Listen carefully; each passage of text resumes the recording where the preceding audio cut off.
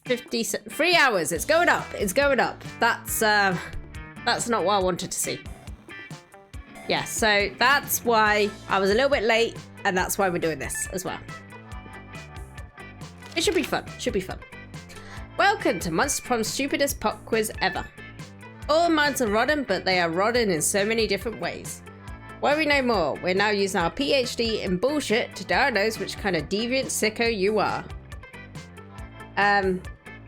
So most likely not happening today. Probably not. It does say ready to play in like 10 minutes. I'm gonna do this first and then see where we're at and then go from there. Monster Prom's stupidest pop quiz ever, TM, will throw a bunch of absurd questions at you and turn your answers into your character's stats. This way, each of you start by having stats that better reflect your true selves. Let's start. If you got to choose, how would you die? As a practical demonstration while giving a TED talk on how to die correctly. Silly, death is a concept we invented to keep the commoners at check. How I die is irrelevant as long as I'm allowed to haunt my enemies for the rest of eternity. I'm gonna go with that. Gotta admit, not sad about Monster Prom. It's a good game. Hi Kat, have a wonderful stream. Thank you, Namende. Hope you had a good day. I am bold. You wish you were raised by a pack of wild wolves who also happen to be tech moguls who own some of the most profitable companies of Silicon Valley. They would be kick-ass role models and wild wolves. Sick. A mysterious old man who saved... A mysterious old man who saved me from the streets in order to raise me as his disciple in the ancient ways of rad DJing. A really progressive marriage between a kick-ass venomous snake and actual fire. I love fire and I see no issue with being raised by it. I want rad DJing. I would go wolves, but I like wolves. I don't want them to be my family though. I'm gonna go rad DJing. If you were a product, what would be your slogan? Buy me, I'm good. Be ready for a long trip together. Too expensive for you. I command you to enjoy me. You won't understand me, and that's how you know I'm cool. Objectively better than the other options. What do you guys think would be my slogan out of these? I'm too biased to pick my own.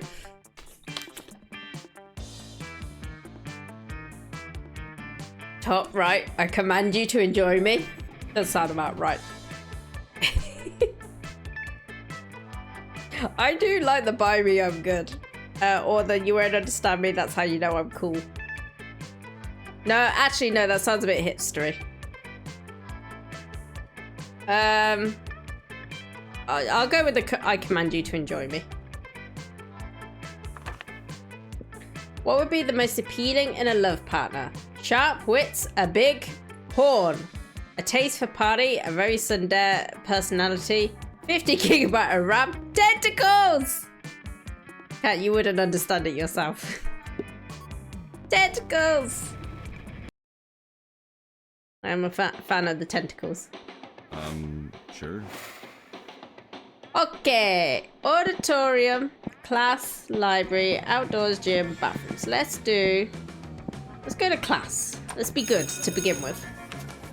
That day you listen to your elders and learn valuable lessons. Sometimes, after all the monster nonsense and the dating gimmicks, you forget that attending class is supposed to be the primary activity at this high school. You gain 2 smarts. That's so cute! Look at him! And him. You're enjoying the sound of no ear-splitting shrieks filling the air, was suddenly an ear-splitting shriek fills the air. Zoe, what is this abominable nonsense? How dare you so much as think such filth, much less write it, much less put it on the internet. Miranda, I also have no idea why you're so upset about it. I'm simply expressing myself through the noble art of fan fiction. It is a noble art. By writing a story about me, a noble and beautiful mer princess in a forbidden romance with Nash O'Mahone, the son of the Prime Minister of the Air Kingdom. The Prime Minister, Zoe. I would never date anyone from some socialist nightmarescape with a Prime Minister. But this has nothing to do with you. It's not set at Spooky High, it's set at Creepy High. And the Mer Princess is named Marmanda Vanderbunt. That sounds nothing like Miranda Vanderbilt. They barely even end with the same 4 letters. Don't you know the last 4 letters are the most magical and important of all letters in Mer monarchy culture? Why, I should have this dribble ripped into shreds with a libel knife. The cutlery used by the most scathing of reviewers. See, Miranda, you're nothing like Marmanda. She totally would have gone with the slander spoon.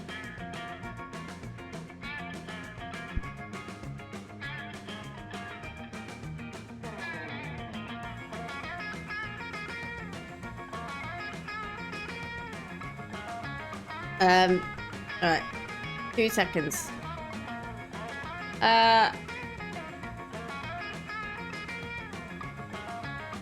Wait a minute, wasn't she the one in the Garfield costume in Road Trip? I'm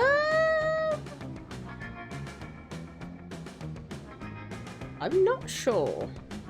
Hold on, I've got to pause my download because it's affecting the internet. There probably will be Monster Prom today. Pause, there we go. Right. Yeah, we're gonna do Monster Prom today. And then we will do Dark Pictures another day. I simply cannot stand by when my friend, classmate and inferior publishes such air people sympathizer nonsense. Oh dear, this could get ugly than it already is. Better step in and help a lady out. Which lady though is up to you. Well, I know who I'm going for. I don't know who you guys are going for, but I know who I'm going for. Leave Zoe alone, Miranda. Don't you see she's done you a huge favour by exposing the treachery of Marmanda Vanderbunt? You need to go destroy Marmanda, not Zoe. Miranda's right, Zoe. A better writer wouldn't even need to put something as disgusting as the air people into a fanfiction. Which is a cheap trick for shock value like Self-Cessed or M-Preg. I don't think I want to know what that is, but I am all for Self-Cessed, so there we go. Miranda's right, Miranda. Manda? Can't even say the name. Haven't you ever heard the phrase, don't shoot the messenger? Oh, certainly yes, loads of times. It's what all of Daddy's messages say, right before he shoots them. Charmander, yeah. She's a Charmander. But of course, Zoe's merely a classmate and subject, acting in this case as a messenger, so killing her would be inappropriate. And not covered by Daddy's insurance. Mpreg is breeding, I think. Oh, okay, okay. So tell me more about this devious Marmanda person and her relationship with Nash Omahon. Well, as you can imagine, their love is inherently tragic and beautiful since they come from the Mer and Air Kingdoms respectively. Oh wait, is Mel pregnant? Okay, moving on. I'd describe it as a typical star-crossed lover story with a large portion of hurt/comfort tropes since it's set during the Mer-Air War. Yes, and where might I find this Marmanda so that I may bring her to justice? Remember that movie of Arnold Schwarzenegger and Danny DeVito? I have not actually seen that. I've not seen that. Quote Mpreg. Quote ad. I used to break floppy disks by pulling the thing back and forth. It was a lot of fun. Nick, hello. How you doing? Hope you're having a lovely day. In that movie they were twins and Arnold was pregnant. Oh, I see. Yeah, no, I've never actually seen that. Also, Arnold pregnant would certainly be a sight. Oh, all the usual places. FF.net, AO4. I mean, she's definitely real and probably hiding from you somewhere far, far away, like a desert.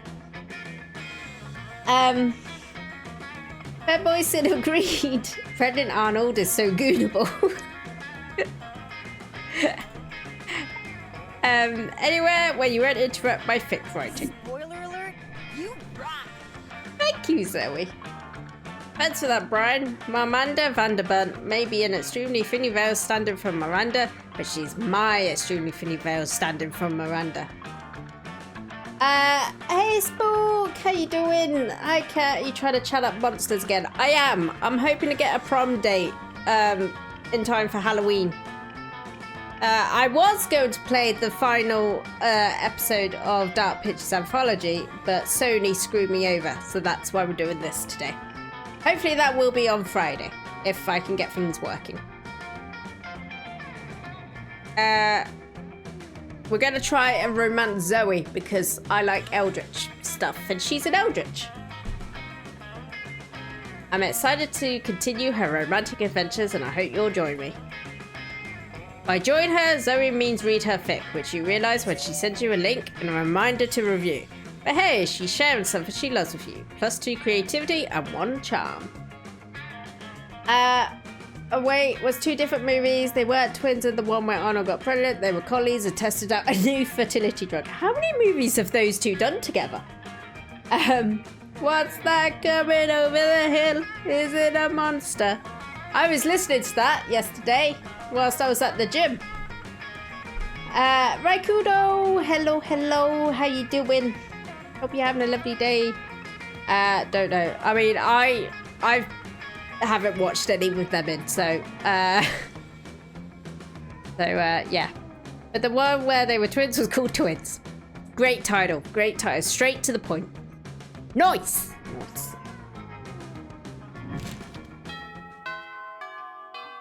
Ba. Sure. Okay. So, who do we want to sit with? Now, this is the store lady, if we want to buy anything, which I only have 5 money. So, probably don't want to do that. So, we're going to go sit with Zoe. Gonna watch the Chainsaw Man movie with the girlfriend tomorrow. Are you going to a cinema to see that? I have seen a lot of ads about it. I once went to the cinema to watch...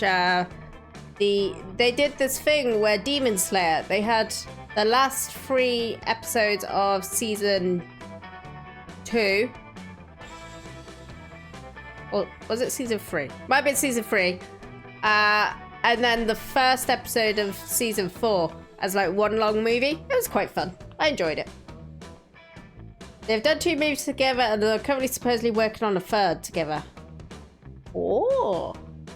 Yes, nice. I hope you have a good time. I missed the Demon Slayer movie. The one I mean, or the Mugen Train one. The one they're working on is sequel towards. I'm not surprised. Everything seems to be coming back these days. You find Liam bending over his burrito with intense concentration. He's obviously taken a food pic for Momentgram. He channels the silent energy of the moon. I don't consent to giving him my silent energy. Grandpa Arnold and Grandpa Danny being Grandpa twins. That sounds amazing. I love Danny DeVito. Zoe is right behind him, peeking over his shoulder and giggling. She channels the giggling energy of the moon. I do consent to that. Oh, hey! Liam, this pic is all wrong. Tell the burrito to smile with its eyes and make its cheese look less melty. And add a filter. Filter more. Filter again! Liam equals Squidward. Changed my mind. I see it. Why must I constantly be disturbed while taking my refined food pics? No one understands my superior sense of frame. Maybe because that's my phone you're using? A fair point, but my phone is charging. What am I supposed to do with this food in the cafeteria at lunchtime? Eat it? I think not. You purple dork. I'm just saying, if you want to reach true levels of Tex-Mex beauty, you should add this sticker of Jiminto to your... Jimin to your food pic. Nothing says good taste like paste in the face of a K-pop superstar next to a high school burrito. Pure Aego, yo. Oh god, I am butchering all this. For a moment, all three of you just admire the Jimin sticker. Liam shakes it off and regains his composure. Let's agree to disagree, timeless horror. Or let's put Jimin in your dumb food pick. Stop it! Quick, fix this burrito monogram K-pop emergency. What if we use the Jimin sticker where he's contemplating the existential notions of death, meaninglessness, and the void? True K-pop fans should know that Jimin's favorite food is enchiladas. His second favorite food is leaving Liam alone. That one! You had me at meaningless. I'll allow this nonsense. Yay! Now snap that thing! I must admit, Jimin adds a quiet, powerful pathos to this bean and cheese burrito. This appropriation of mainstream culture is quite satisfying. I'm going for Zoe. I've decided. She's cute. Zoe's pick is mega uber super viral, and now the whole world is Jimining the burritos. Geez, the internet's weird, but not as weird as your high school. Yeah. Sure. Alright, let's go. Oh, let's go to the auditorium. What's up? Good old Brian, what's it gonna be today? Okay, I am too poor for everything, apparently. A blanket with 2 holes. Literally just a white blanket with 2 eye holes in it. You'd have to be an idiot to mistake this for a ghost costume, but most of our classmates are idiots. Oh god. Remember when these used to be cool? No, they aren't, but they're so ridiculous that they're still fun in their own twisted way. Russian novel, an insightful approach to universal matters such as love and death. A fake badass tattoo. Bob Ross. Do you think Zoe would introduce me to Lynetta? I think so. I think so.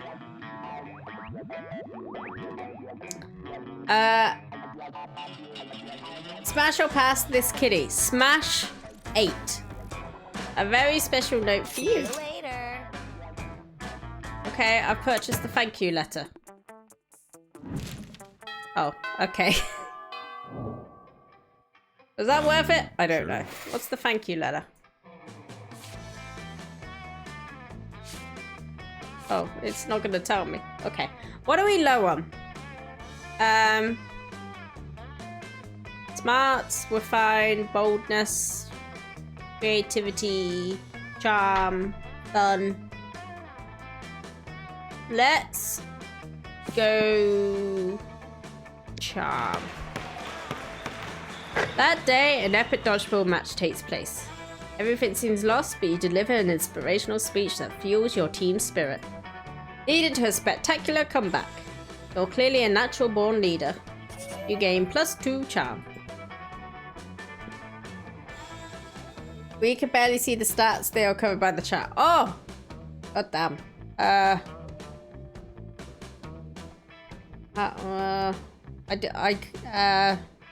How do I fix that? Can I fix that? Oh. No. I can't fix that. I apologize. I can read them out to you. Don't sweat it. Chat is modular. Oh, okay. You were going to help Zoe with her math homework after, but you notice her surrounded by a crowd of sinister cloaked figures. She seems pissed about it. You can move it, including background, anywhere, or scale it down.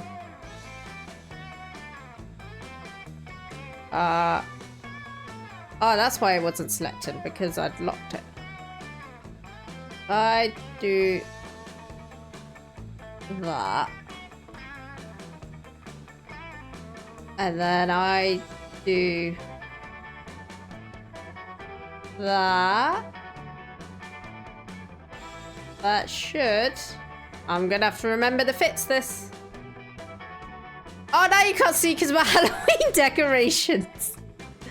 Hold on. I'm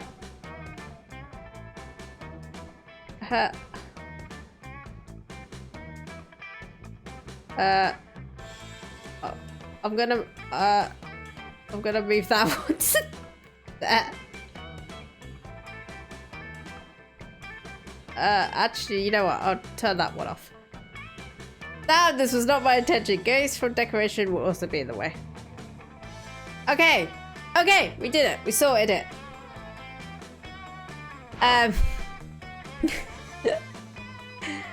Guys, stop it. I don't want any dead goats. I'm at school. We must commence the rituals. Oh god. We understand you perfectly, Lord Zagord. This is a test. We must bring you even more dead goats to satisfy your dark hunger.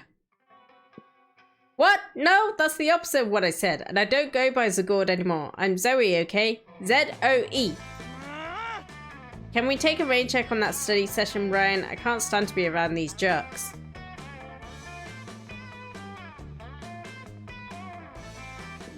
We gotta get rid of the cultists. Zoe brushes past you on her way out. The cultists stare at you with unconcealed awe. Well, okay, it's concealed, but the terrifying mask, by the terrifying mask, but still. All hail Zagord. Zagord addressed you by name, and you did not go mad with pleasure. It addressed you almost as if you were an equal. It passed within inches of your frail mortal frame. And what's more, it mentioned rain. Could it be that it was referring to the fabled storm or cerebrospinal fluid, which will one day come to quench all sanity? Brothers, sisters, bow down before Brian, for she is clearly the prophet of Zagord. This in return reminds me of, now that's a lot of damage. Please, O prophet, guide our worship, for we have noticed of late that our Lord appears dissatisfied with our sacrifices. The blood of many goats once pleased Zagord, and yet now we do not understand what has changed. That's pretty obvious. Perhaps, given your special relationship with our incomprehensible master, you could suggest a new sort of sacrifice that would please it. Fuck it. You got nothing better to do. You decide to be a prophet for the day. You tell them that what they should really be sacrificing is support to learn from your mistakes. So sacrifice another goat, but write "we're sorry" on the side. Sacrifice your own harmful prejudices. That one. Oh, I wasn't creative enough for that. Of course, our own harmful prejudices.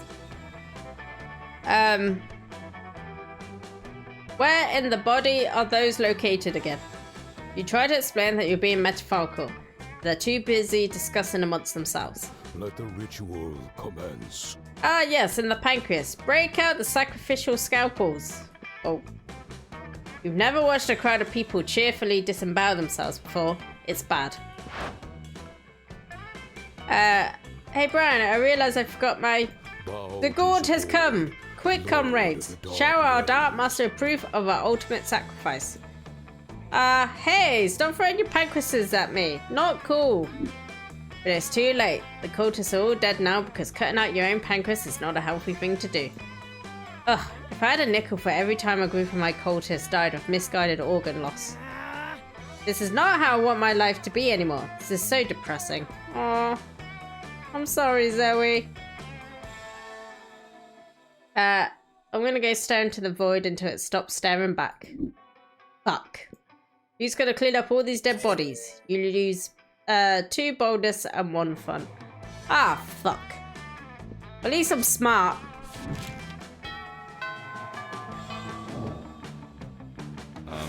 Sure. Alright, there's Zoe. Let's go sit with her. When you get to David and Zoe's table, you find yourself in the middle of a pretty tense situation. Only Final Fantasy I ever played was 6 on GBA. Final Fantasy 6 actually had one of the best stories and the absolute best villain of the entire series. Nice.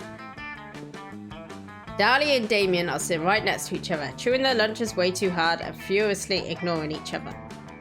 Zoe is staring excitedly at the two of them, phone out, ready to film. OMG! That is adorable. That is adorable. Is this it? The final showdown between Stormy Blue Nightmare Dahlia and Spicy Red Baby Damien? Is today the day the Queenos finally claim the 8th Circle of Hell? Kitsune! Hello, hello! How you doing? Hope you're having a lovely day. Hi, hi, hi! Alright guys, I've got my phone camera ready and rolling. You can start the bloodbath whenever you're ready. Thank you for the kisses, thank you for the hugs and the pets. Much appreciated. She angry.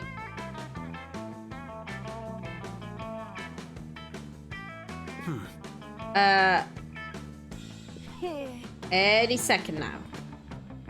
Go get a life.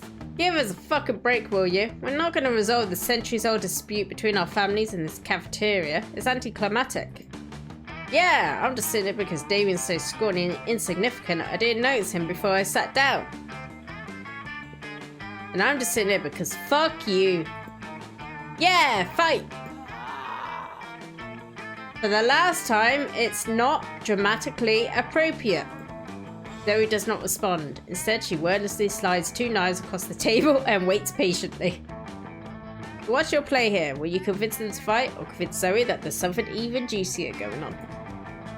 You know what they say, if you're not fighting someone to the death, it's usually because you have secret sexy feelings for them. Look, I know you guys can't actually fight for the 8th circle right now, but you must want to fuck each other up at least a little, right? How about a fun war over dessert?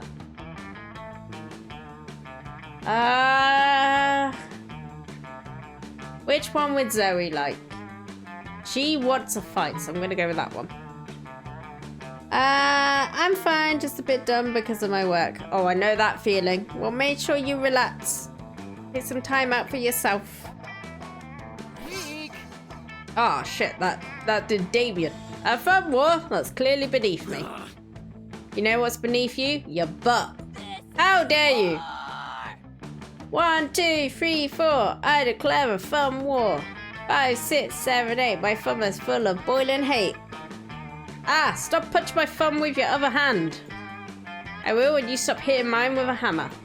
Never! Your fruit cup is mine. No, Mr. Dynamite has anything to say about it. David shoves a stick of dynamite into his fruit cup, destroying the cup, cracking Zoe's phone, and effectively ending the fun war. Ah yes, it's just as the poets say, in the contest of war, the only true winner is the dynamite salesman. And me, because I got to blow up a fruit cup with dynamite. And me, because I won the fun war. The only thing you won is my fist in your mouth. Hi Pichu! Hello, hello, how you doing? Hope you're having a lovely day, life. Brain is not braining. Damon looks happy now because there's no better dessert than gratuitous violence, and he surely notices he got an extra portion thanks to you. I mean, I'll take Damien if I must. Sure. Those two should just fuck already. Doing fine. Cease your hostilities. Floofty.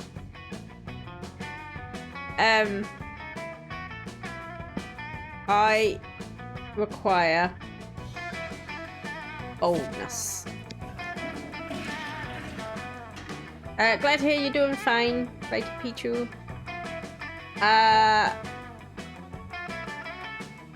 That day you skip class and just hang out in the bathrooms because you respect no authority. I guess some people just want to watch the world burn. By skipping class and hanging out in the bathrooms. You give +0 shits, but you gain +2 boldness. Everyone's favourite eldritch cutie patootie, yes she is, burns up to you, tentacles twitching with excitement. Brian, did you hear? TV streaming platform TM is rebooting Senior Regular Samurai Frogs. I'm so excited, like, oh my god. Send nudes. Oh my god, is right! Oh, miserable gods of TV. Why do you keep doing this to us? They're going to ruin SRSF for the next generation. Just like when the SJWs hijacked Human Hunters and made that all-female reboot, and now young monsters will go out and watch that and never know true happiness. TV streaming platform TM already ruined Skater Cats from Venus and Ghetto Dolphins. Now they're going to ruin the frogs too. I bet they're all going to be POC and women anyway. They probably won't even be frogs. I don't know that they are making them POC and women, but even if they were, aren't there female frogs? Ugh, you would say that. But aren't there? I'm so confused all the time, Leonard. Why are you like this? At the moment, a middle-aged man pops out from behind what you now notice is a cardboard cutout of a bush, clearly planted there for eavesdropping. Skater Cats for Venus is a reference to biker mice from Mars. Damn. Well, hello there, representatives of our sweet, sweet target demographic, he says. I couldn't help but overhear you succinctly encapsulating a generic argument about reboots. Best fictional TV show, ball fondless. Hell yeah. We've indeed feared just such backlash from you, whippersnappers. Tell me, do any of you have ideas for how we can guarantee this reboot will be a success? I bet it would absolutely impress any classmate you wish to romance. Impressing classmates you wish to romance? Holy shit, that's like your whole thing. Plus you can't possibly let Leonard chime in, so... Well, people might criticize new graphic style, new characters, new voice actors, new weight. What if you just aired the same show from 30 years ago, but with a new name? Add a hip new character to hook the target demo, like a surf skater dog with a goatee and super cool sunglasses or something. I feel like if I pick that, that's going to make him happy. So I'm going to go with this.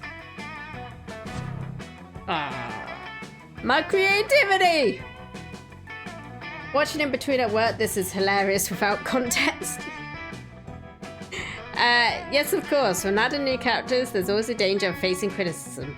Unless the character is just so awesome. Oh, what if you add a rabbit with a beard and tattoos who is awesome motorcycle? Perfect! And he can have a PhD in selfies and kill any industry with snap of his fingers. Just like a true millennial. Plus, he's the national champion of dabbing. Are you kidding? This sounds like some pandering bullshit. Too late, man. He's gone, and it's gonna be amazing. And it is amazing. TV, streaming platform, TM works fast, and the internet works faster. So somehow, as is always the case, even within the timeline of it being a single school day, the show is released. There's so much fan art! Holy heck, it's so exciting to see such a healthy, thriving fan. Oh no. Oh god, no. Look, I love fan art of all kinds, but some of this is really, really bleak. I'm more perverted than I even want to get my tentacles on. And everyone's just arguing and screaming at each other and being so toxic and like. Kat, when do we get a face reveal? What do you mean? This is my face. I don't want to show my real face. Ah! I can't even go to my true form at the moment. That element of me is broken.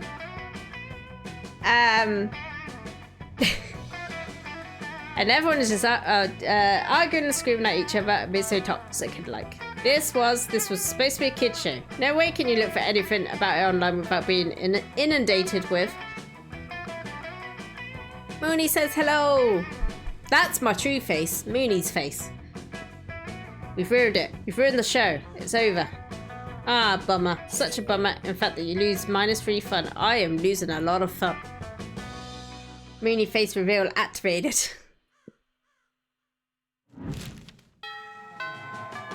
I don't think I'm going to be successful in this. Right. Let's go for... fun. Fun. Show me that money. Oh, fuck. I didn't realize that was the store. Right. We need fun.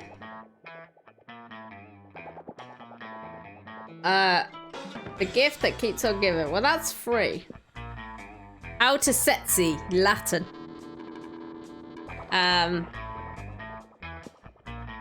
Let's go. Let's give a badass tattoo. No refunds. I got boldness. Nice.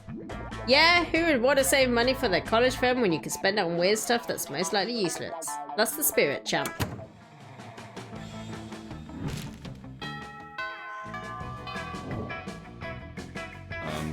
Sure. Okay. Zoe, I need you to love me.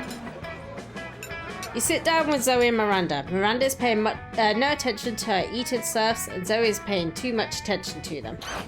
What are you doing, Zoe? Don't you know how rude it is to ogle another woman's eating serfs? I'm not ogling, I'm researching for my fanfic. My dear, when it is about royalty, it's not called fanfic, it's called propaganda. What? Oh, I'm not writing about you right now. I'm writing about your eating surfs. What? Yeah, it's gonna be great. I'm gonna really dive into their inner lives, their hopes, dreams, and desires. Oh, don't be silly. Surfs don't have any of those things. Do they, surfs? That book reminded me of a meme I saw recently. The Eden surf's eyes dart between Miranda and Zoe, terrified. Should they speak or just shut up and eat? You're right, Miranda. Most surfs don't have thoughts or feelings. Only the really expensive and rare ones do. Make menacing eye contact with the two surfs. Silently place a piece of sushi in your mouth and chew violently.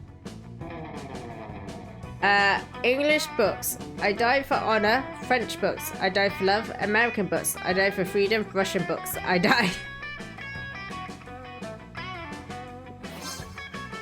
Ah. I didn't get the Zoe one. Since Miranda's eating surfs are fish people, this is a lot like walking up to a human and deliberately eating a finger in front of them. I'm sorry for what I'm about to say, but your show-off intimidation really makes Miranda's surfs clam up. How majestic. Ah yes, subtle threats of violence, a true sign of royal lineage. What? Ugh, what is it when mortals are not wanting their flesh eaten? It's such a weird hang-up. If by weird you mean useful for controlling the masses, then I suppose I agree. The Eden serfs try their best to annoy you as they stuff food into their quivering mouths. You feel like you did the right thing, but you don't have much of a conscience, so that's not saying much. Anyway, Miranda's happy. I don't want Miranda to be happy. I don't think I'm gonna do this, you know. Right. Fun. Let's do fun. That day during recess, you start a half-hour rave that goes full crazy. You have no idea how it escalates so much, but at one point there were like 300 people. Kat wants Miranda to be unhappy.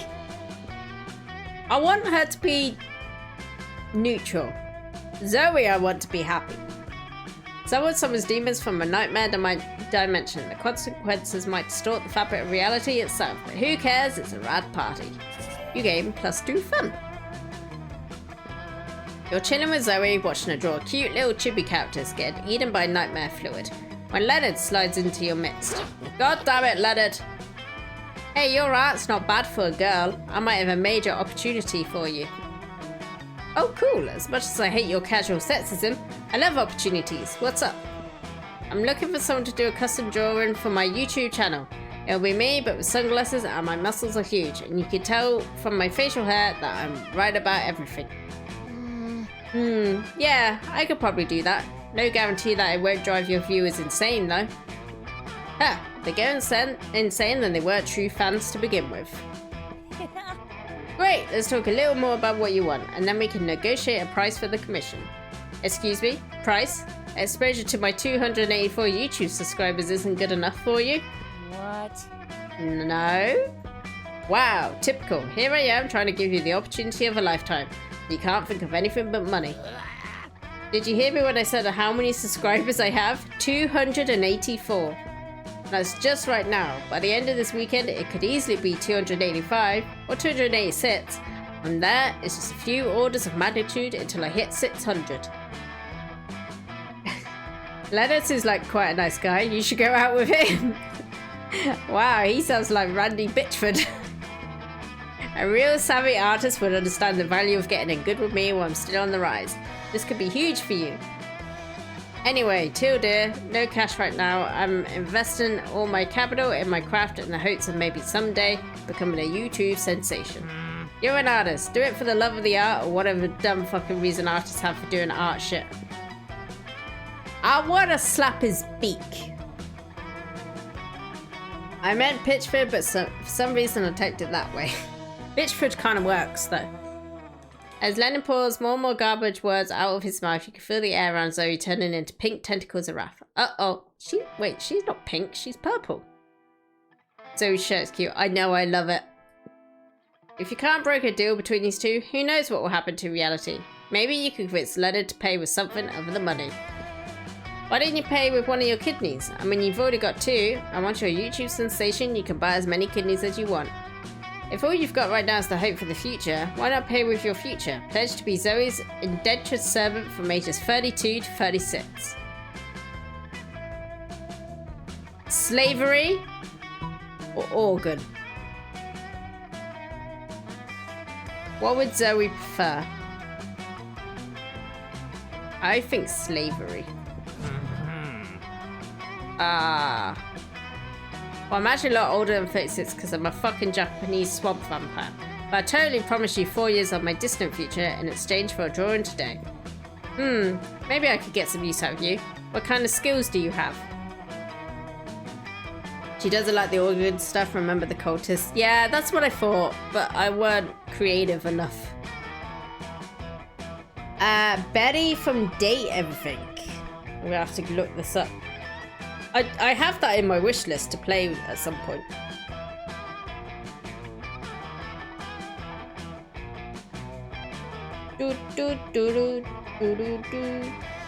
She's cute. I would say Smash. She would be an 8. Smash 8. So many sucking blood out of cows' asses for one thing. I'm sorry, what? Write expletive-laden missives to my favorite content creators anytime they dare to make anything even slightly different than what I consumed as a child.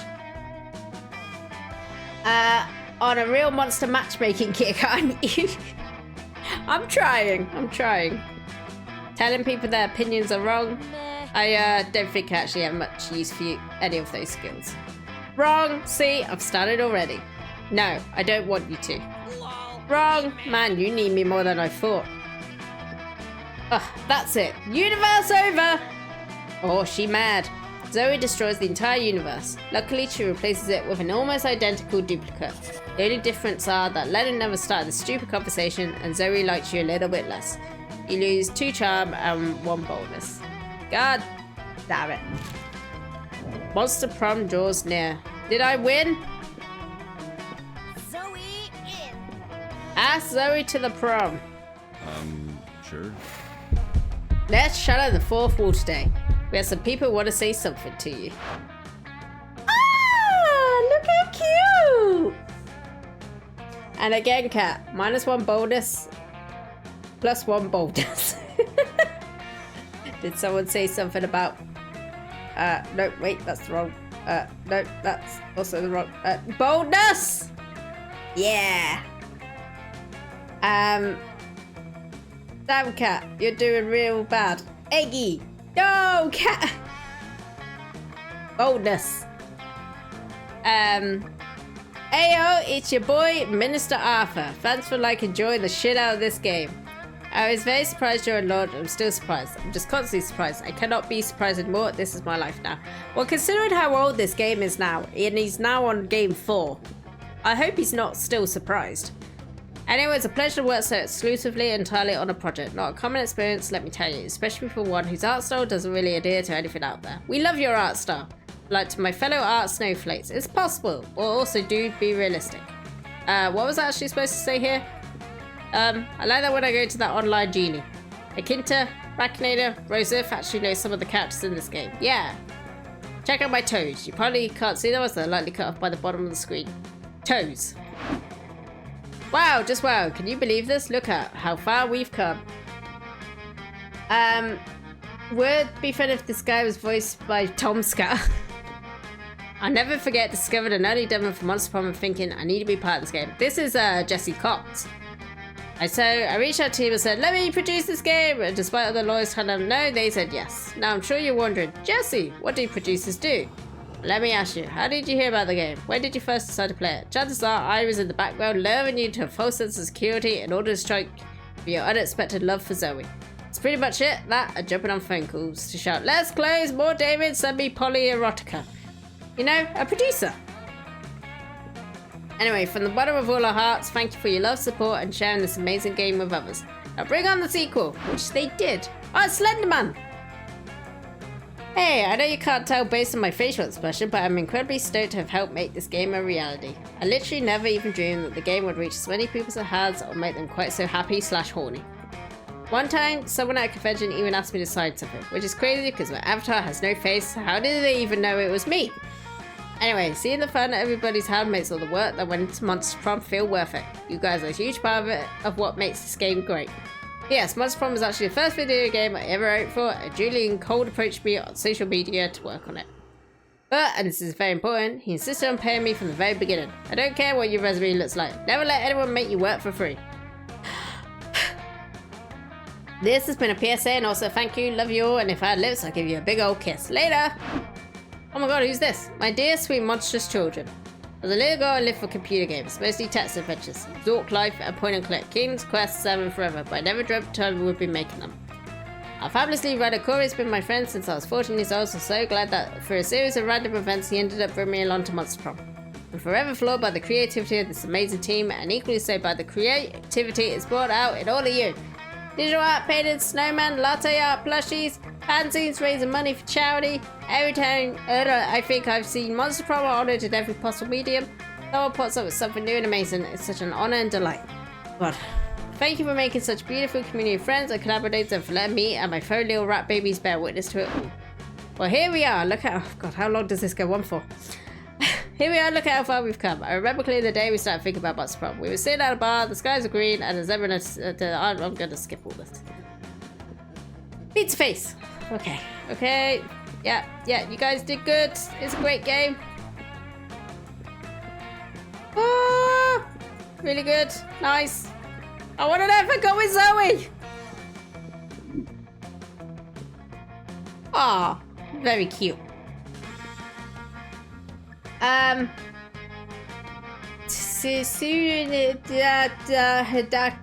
I need to search this.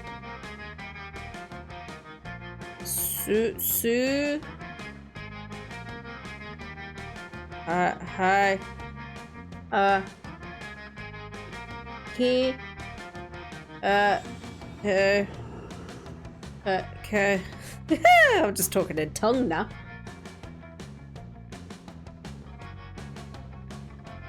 Okay.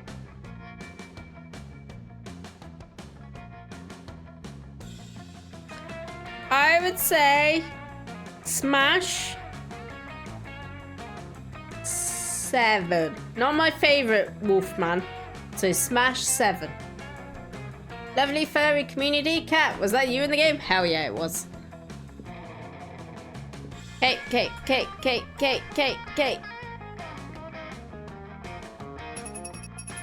Oh. I'm best to being alone.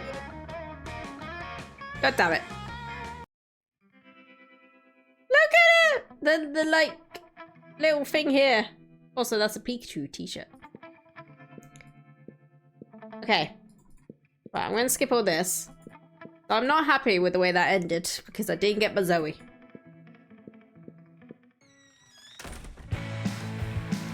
Okay. I prefer mine filled with whiskey, but hey, to each their own. I got a Navi bottle, a Zelda fairy bottle.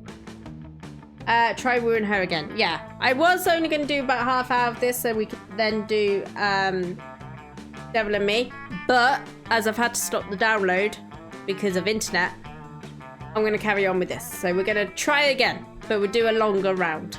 But first, I'm gonna go for a bathroom break, so I will be right back.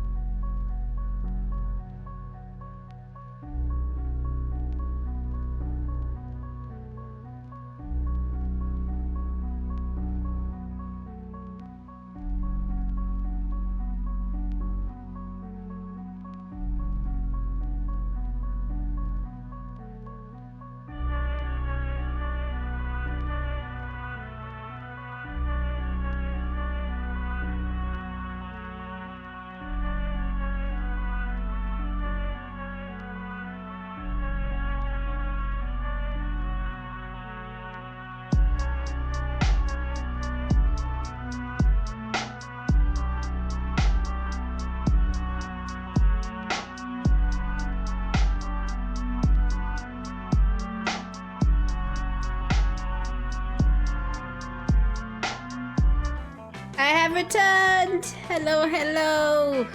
Right. I am determined to woo this eldritch monster.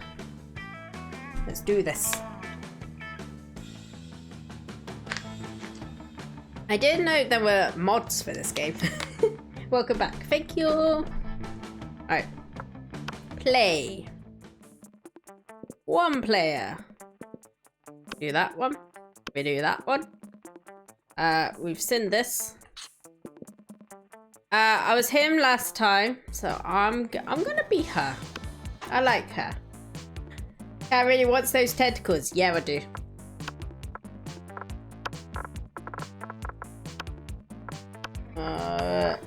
A titty. Has a thing for the eldritch cuties? Yeah, I do. Very much so.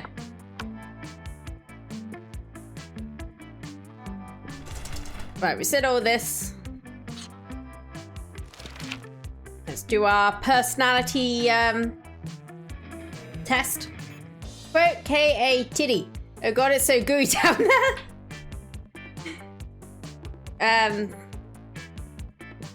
Okay. Smells fresh. You're elected president for a day. What's the first law you pass? Trivia fact. Presidents don't pass laws, so is this a trick question or are you just being an idiot? $1 bills will now include a picture of me and the inscription, beware, too much awesomeness. My presidency might last a day, but my fame will last forever. You can deduct taxes by writing sonnets instead. Amount of taxes deducted are calculated based on the beauty of the sonnets.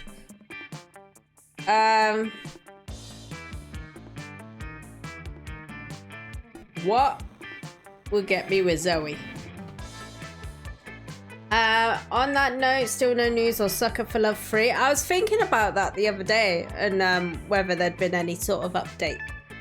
It'd be a shame if they don't do one.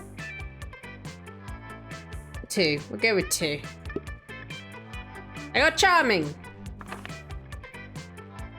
Which inanimate object do you think would make the best girlfriend or boyfriend, provided you went criminally insane? A human-sized pillow depicted a character created by myself. As a matter of fact, I have all the needed paperwork, and I'm only waiting for the conservative, narrow-minded laws of our country to finally step forward into waifu and husbando territory, as was clearly intended by God. An ATM. Sugar baby life, here I come. A dildo? Duh. Body pillow or dildo? Not into the ATM. Which would I rather? I feel like chaotic is the best option for Zoe. Zoe would say body pillow 3. She is into like fangirling, isn't she? I know what I would go for. I'll go for that one. What's the sexiest type of knowledge a lover can have? Sports things! Lyrics to all Disney songs. A bachelor's in engineering. Obscure 80s movie trivia. All the principles to build a financial empire. How to set stuff on fire. I, personally... Obscure 80s movie trivia. I'll go for that. Your partner just gave you a cool gift for your anniversary, but you totally forgot. Quick, come up with an idea for a great gift. A friendly Roomba with wobbly eyes. I would love that as a gift. If someone gave me that as an anniversary gift, I would be happy. Anything on fire or a weapon? No, a weapon on fire. Anything capable of leading them to an overdose of some sorts. A pony, always a pony. A silly toy that makes silly noises.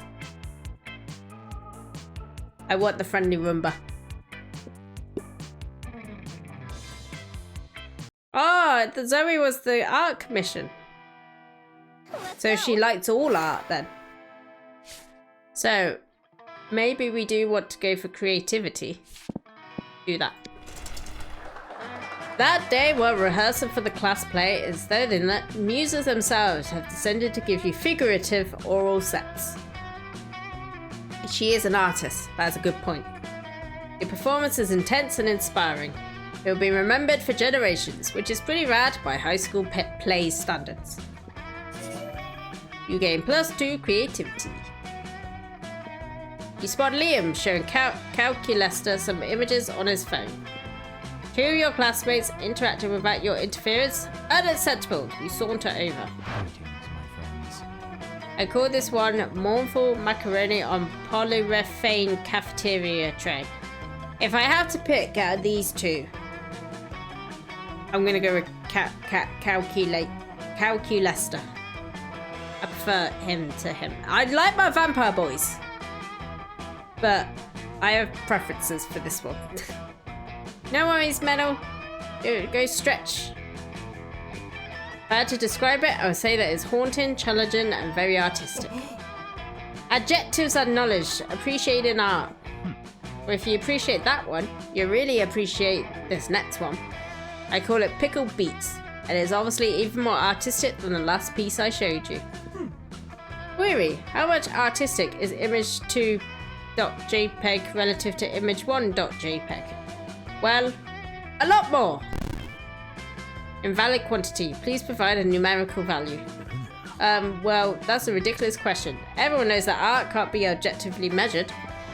Counterclaim. All things can be objectively measured. Temperature, altitude, smarts, boldness, charm. Seems like Calculus is going to list every single thing he can think of and or look up, and it's a pretty long goddamn list. Looks like you need to resolve this, but whose side are you on? I feel like Calculus might be a reference to a Borderlands character. Oh, okay. There's certainly some things that can't be measured, Calculester, like the admiration I feel for Liam. Wow, Liam, it's like you haven't read the obscure yet definitive classic, All Art Can Be Objectively Measured, and this book will show you exactly how, by Kandinsky's extremely literal twin brother. Yeah, that one. What? No, of course I've read that book. I was the first one who read it. I read it 100 times. 100, which is an objective number, just like art is objective. Hey, I gotta go real quick. Not to the library to go read that book or anything. Just to space. I have to go to space for a concert. A concert on an asteroid that you're not hip enough to know about. See you. I think they bought it. Critical levels of awesomeness detected. Wow, you truly know a lot about measuring things. Allow me to show you my admiration by measuring you. Knowledge of measuring things. 9.6. Hair. 0.0000. Attractiveness. Excellent. Error. Stack Overflow subject is too hot. Processor overheating. I'm an eggplant, apparently. You rush Calculus into the cafeteria's meat locker to cool him down, which gives you an opportunity to spend some quality time together. You gain +2 charm and +1 fun.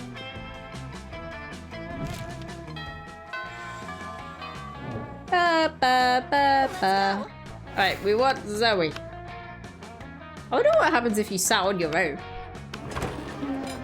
You approach Vera, who's conspicuously cutting up an enormous stack of credit cards and feeding the pieces to her steaks. Zoe's sitting across the table, staring intently at Vera and frantically scribbling into a notebook.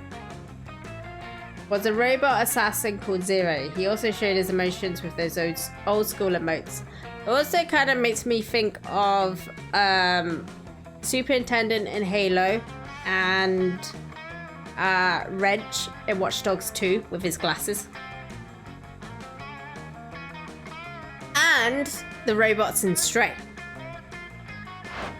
A little privacy, please. This is obviously a business luncheon, which means that it's a write-off.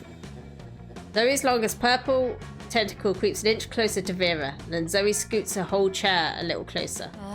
Back up, I bite. Interesting. Are you even listening to me? This is a life or death situation for you, Dork. Not what I would have expected. Damn it, Zoe! Besides my obvious beauty, entrancing charm, and tremendous wealth, what are you looking at? Oh, it's not obvious? Zoe flips over her notebook to reveal a massive chart of Vera's snakes, and all of the different ships between them. There's so many arrows and symbols and snakes that you're worried she might actually be summoning some kind of fanfic demon. At first I was really into my main ship of front left snake with back center snake. They just have a really natural pairing, you know? Then I started thinking about the rivalry between all three front snakes and how it could be this kind of triangle rivalry hate sex kind of thing. Zoe. And honestly, that just really got me into questions about the rules of the Snakeverse. Like, can they get married? Can they move positions on their head? Do they have tails that are inside your head? And Zoe. Vera, you just have to tell me. How do the snakes poop? I have to know! That is enough. You're hereby banished from this table. Go ship my snakes from a safe distance before I get a restraining order, you little purple disaster. You decide to intervene because 1, you care about your friends, 2, you don't want to see them kill each other, and 3, you've been wondering about the whole snake poop thing yourself.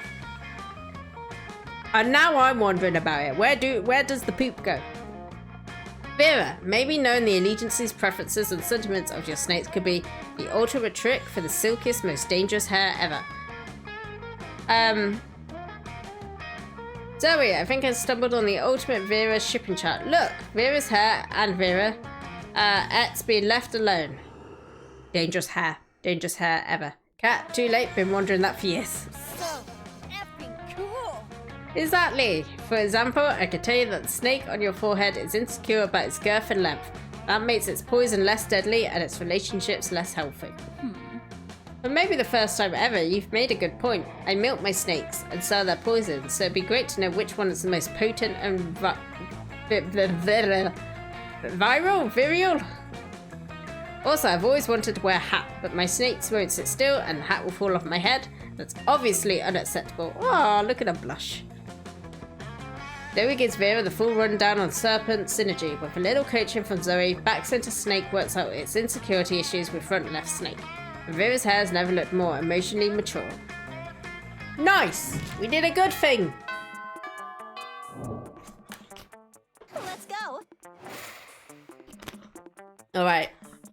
Is there anything that we're really low on? Let's do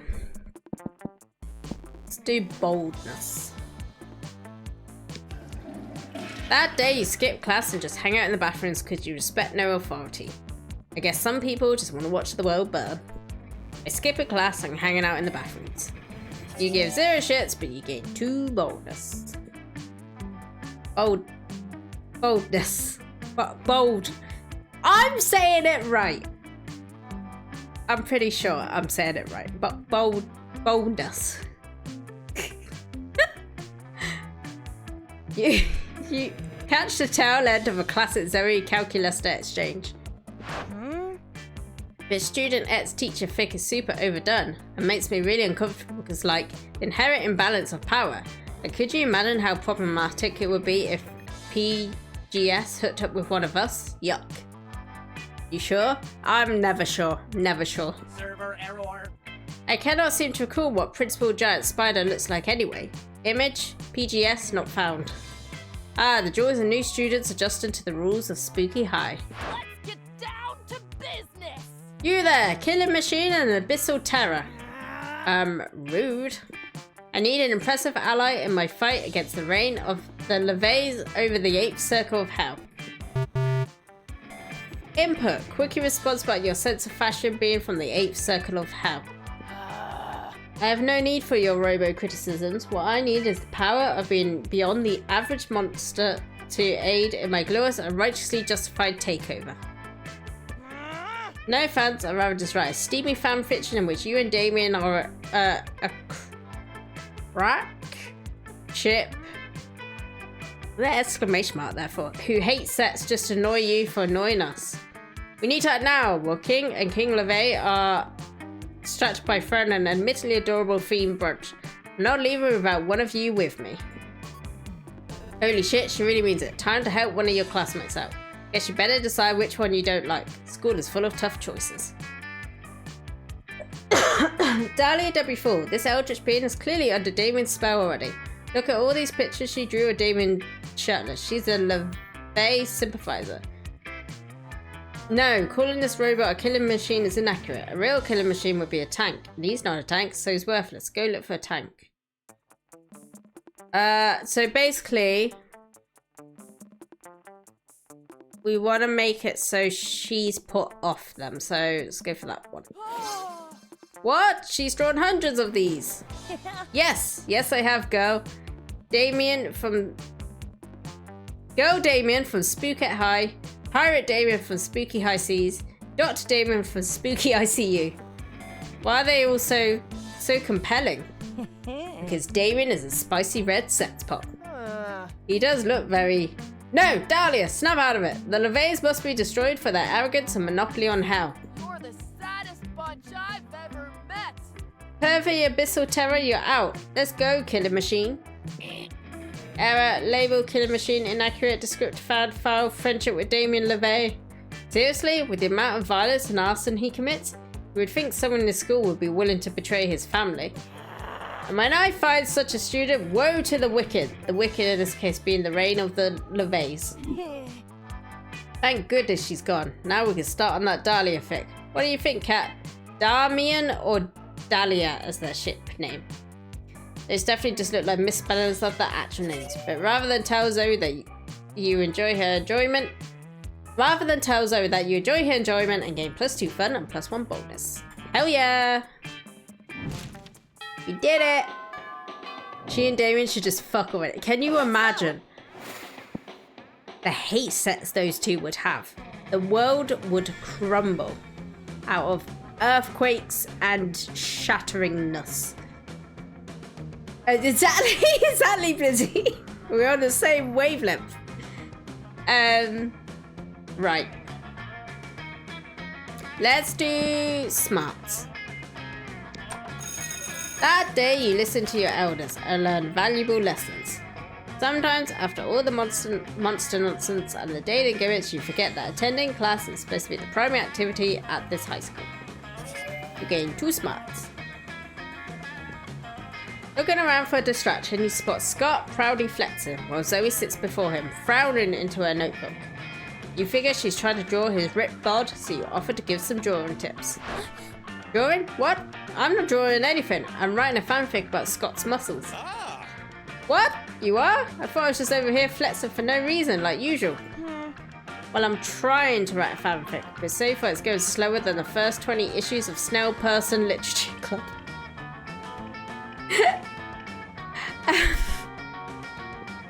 You glance at Zoe's notebook. It looks like she's just copied out Online Encyclopedia TM's list of all the muscles. Oh, I can help. You know, Coach always says you can't spell muscles without some of the letters from adversity. Why did I say that so weirdly? Should add a bad guy who fights against all my good muscles. What? That's been done already. Ugh, it's like you haven't even read Scott versus Muscle Hating Herbert. And that's exactly my problem. That nobody reads your fanfics? Are you for What? real? No? My problem is that I need to put an original spin on this fic. My mind's more blunt than the minds of those cultists whose thoughts I used to devour. Or have you thought about adding a bad guy who fights against all my good muscles? This conversation is clearly going nowhere without your help. Quick! Fit Zoe's fic! Scott's right, the story needs an antagonist, and everyone knows that the true natural enemy of muscles is the leaf-scale gulper shark. Many muscle stories have been told, but how many have been told? From the perspective of the muscles. Do that one. OMG! From the perspective of the muscles. Did somebody say muscles? This is more revolutionary than my spooky high treason French Revolution AU. Starring Polly as the hard partying ghost of Marie Antoinette. Which tag is better? Biceps extra precise or bipepsis? The vastus lateralis et vastus medialis count as cell sets. I have no idea what I'm saying right now. I could be summoning a demon. Oh my god, I could even merge this with my spooky ICU Grey's Anatomy mashup AU. Hey! I'm watching Grey's Anatomy at the moment. I would watch a spooky monster version. I repeat, did somebody say muscles? Zoe's too excited to reply. She's already busy writing the story of an idealistic young pectoralis major who falls for world-weary gluteus maximus. You gain +2 fun and +1 charm. Nice. Let's go. Right. Kiss the cook. You sit down with Zoe and Scott. Scott is eating his trademark pizza sandwich, which is just 3 slices of pizza on top of each other. That actually sounds really nice. There is a notebook out and is taking notes. But how do you get your food, Scott? Why do you want to know so bad? It's pretty normal. No, it can't be normal. I'm doing research for my latest fanfic, Cry Havoc and Let Slip the Dogs of Love.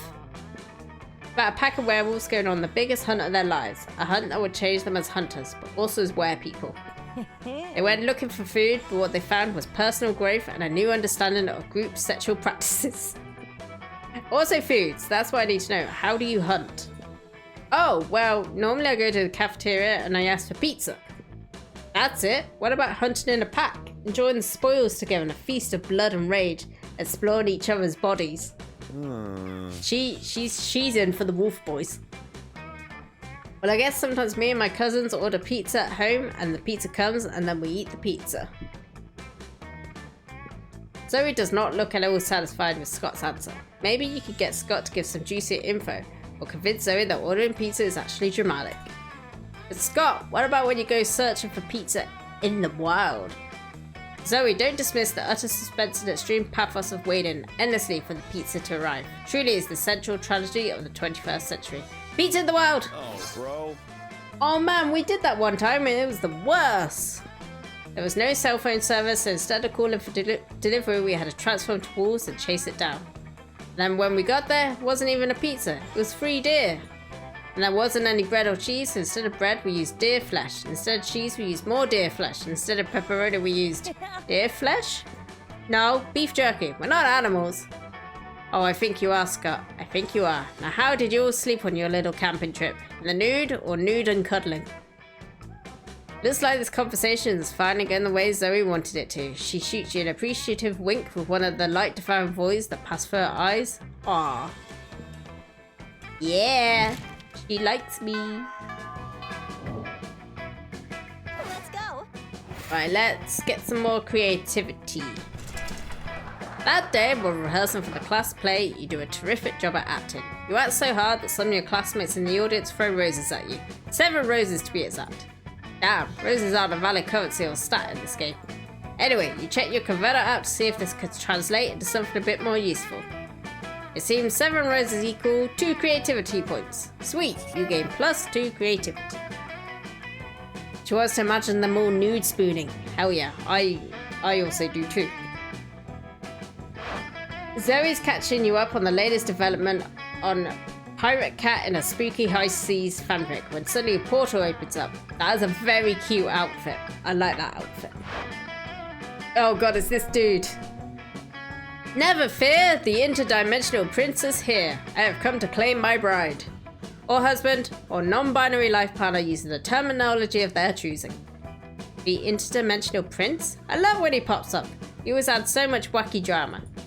Wait a moment. Weren't you previously Eldritch Horror and subsequently trapped in a totem deity Zagord?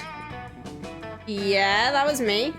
You devoured my grandfather molecule by molecule, turning every atom of his existence into a million scarab beetles before crushing them and snorting their powdered corpses. I'm sorry, I'm so sorry, that's totally not me anymore.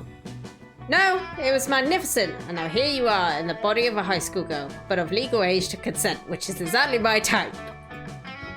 Come, my beautiful devourer of worlds, be my horrific bride. Oh no, Zoe's such a spooky high fan, she might agree to marry the prince just for fanfic purposes. Better stop this right now. Be careful, Zoe's been married 17 times before and needing every one of her spouse's minds. Why get married when you can bounce on this trampoline? I'm gonna go do that one. A trampoline? I love trampolines! As do I, my blushing bride. I love whatever you love. That's how good relationships work, right? You just pretend to like whatever the other person likes until one of you dies. Whatever, here we go! 3 of you run over to the trampoline that was in this location for some reason because spooky high and begin to bounce. This is more fun than tasting the fear seeping out of every pore of my trembling prey. I can jump higher than you. I can jump higher than you. I can jump higher than... At that moment, the prince jumped so high that he swooped up by a giant falcon. A giant falcon that immediately flies into the engine of a jumbo jet plane. Yikes, that probably hurt, but it probably wasn't fatal. The prince is immortal, right? Or is he just interdimensional? It's hard to keep these things straight. Fuck it, he's probably fine, and you get 2 boldness and 1 smarts. You also get a gorgeous giant falcon feather that floats down from the sky. That's not usable in this game, but just be aware for the rest of this run that you totally have a falcon feather in your pocket. I will be aware of this. I will be aware. Don't you worry. Let's go. Okie dokie. Let's do boldness. That day you skip class and just hang out in the bathrooms because you respect no authority. On the way there you run into Mamimi the Oni girl. She offers you some of her weird Japanese energy drink.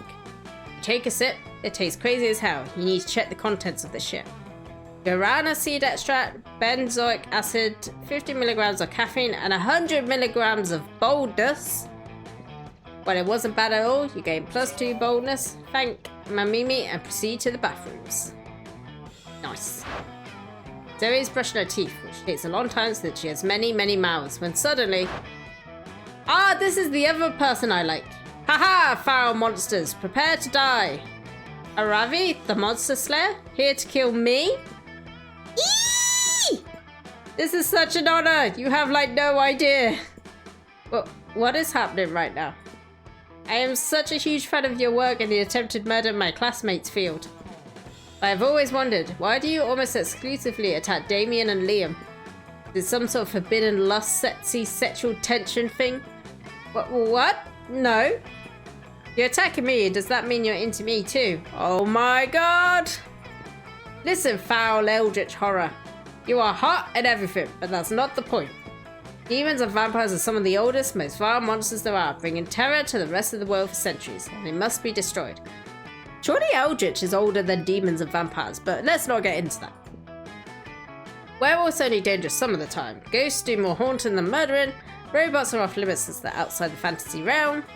Mer people are too busy terrorizing the air people for me to bother. And are Gorgons even monsters, or they just count more as mythological creatures? Eldritch is ageless? So yeah, that's what I thought. Wow, okay, this is all such good info to know for future fanfics about why your sexy ties with Damien and Liam are so emotionally charged. I'm not having sexy ties with Damien and Liam. But really, Miranda and Vera probably have higher body counts than Liam for sure. And they're at least equal to Damien's. But maybe you need to develop new criteria for which monsters you hunt and which you don't. Besides, if you're only doing it based on what type of monster they are and not how much killing they do, it seems kind of racist, you know? The entire existence of our reality could be nothing more than a single night for them. Ah, okay. I don't know, Purple Girl. What I'm hearing makes some sense, but it could be another one of your mind tricks. Isn't messing with people's minds kind of your thing? Is that you saying that or your prejudice? Sure. Then how do I decide who to hunt? Oh, well, helping someone figure out the best way to determine which of your classmates to murder is kind of bleak. Zoe's drawn a blank and you want to impress us, so go ahead, be your worst self. Make an online poll to let the world decide who to kill. Your priority should be to kill whoever would make the best key ingredient for the most delicious lasagna. Delicious lasagna! Ah yes, the classic lasagna test. First introduced by infamous vampire hunter Van Helsing. I'm not sure why I didn't think of it sooner. Probably because of all the incredible hot sexual tension between you and Damien and Liam. No, not because of that, because that's not a thing. Stop it. My massive online following eagerly awaiting the next chapter of Slay or Slain Heart disagree. Cut that out! This is foolish. We all know that the monster that makes the best lasagna ingredient is ricotta cheese. I'm off to hunt ricotta cheese, so good luck writing any smutty fanfic about that. Ha! That poor naive fool. I've already written several fanfics about Aravi having sex with various types of cheese. She has, and you and Zoe spend a lovely and romantic afternoon reading them together, thus gaining +2 charm and +1 smarts. I couldn't have sexual adventures with cheese because I'm lactose intolerant. Let's go. It's sad times. You see? You sit down with Zoe and Polly. Zoe is slurping sanity out of a Tupperware container with several of her mouths, and Polly isn't eating anything at all. You feel a little uncool for being the only one at this table eating normal food. What are we? Oh, no, wait, we are a monster. Okay. I thought we were just like silent protagonists then, but no, that is not the case in this game. Oh, hey. I mean, what would a Frankenstein eat? That's a very good question. Speaking of eating food, oh yeah, Cat, I can read your thoughts. Sorry, why are you even here, Polly? Why are any of us here, Zoe? The universe is vast and full of mysteries. No, come on. I mean, why are you here in the cafeteria? I mean, Miranda comes here to supervise her eating staffs, and Liam comes here because he presumably feeds on food pics. Of course there's Ravi and her curse ghost who's into bagels with cheese toppings, round with a hole, a slavely creamy, sticky, white, yellowy stuff. I'm back. What did I miss? What did you miss? We're getting closer with Zoe. The monster hunter turned up and we convinced her to have sexual encounters with cheese. And yeah, that's about it so far. Did I just figure out the reason why she made fanfic about Aravi and the cheeses? Maybe. But you don't feed on anything at all, so why are you here? Why aren't you out doing drugs or getting laid or something? Oh, your stretching went good, metal. Well, because it seems like Polly might be on the verge of an existential crisis. Those are really serious for ghosts. Save her! Polly comes here because secret backstory reveal. Polly comes here because fuck it, she could do what she wants. Secret backstory reveal. Yes, the truth is... OMG! What? I'm actually the ghost of a famous chef. Wow, this is definitely going in my next fic. Which chef? Julia Charles, Martha Buart, Gordon Ramsay, but a fish person. I know it's just Gordon Ramsay, but he's a fish person. I don't know, I was pretty high when I died. But like, I'm really good at cooking when I'm sober, which is not often, so I must have been a chef, right? That's the only logical explanation. I hereby declare this canon. Very well, I can finally touch the floor. Started up with stretched legs. Nice. Standing up. Sorry, not standing up. Like a car. You are proud to have been here for this historic moment, even if you know for a fact almost everything Polly just said was bullshit. Minus the cooker part. You've been there, and she's actually pretty decent at it when sober. But who are you to steal this moment from Zoe? She winks at you with one of the bottomless pits in her face. Nice. She likes me. She loves me. Let's go. Right. Let's do fun.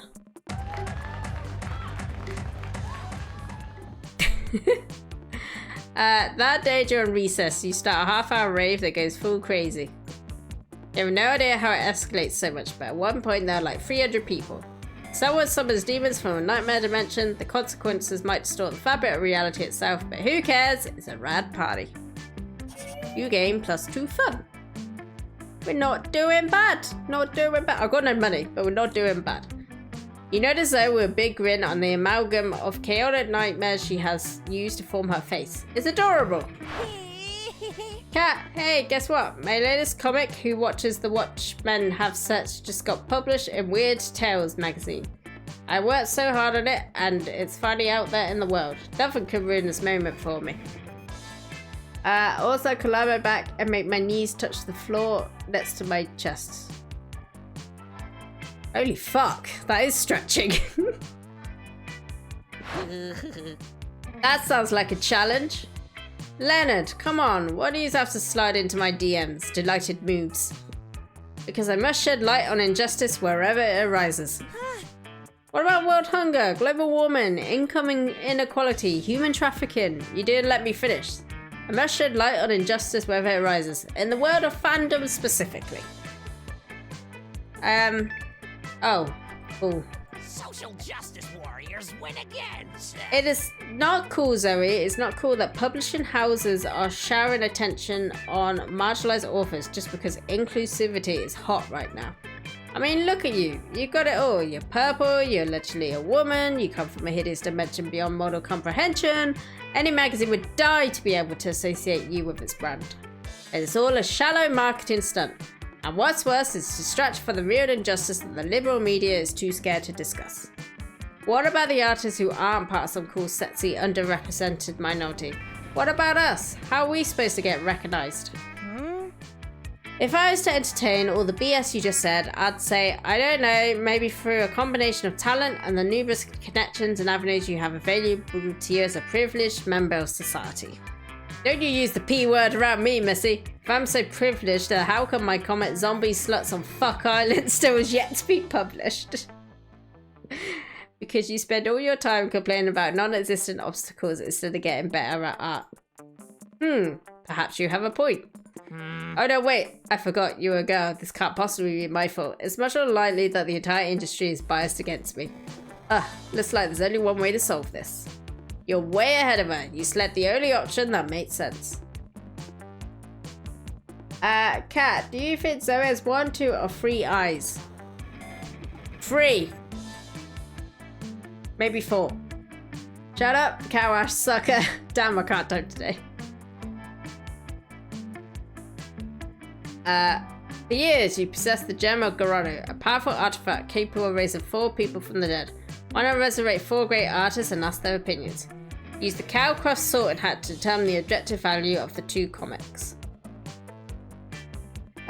She has an eye just below her neck. Oh, so I was right with 4 then.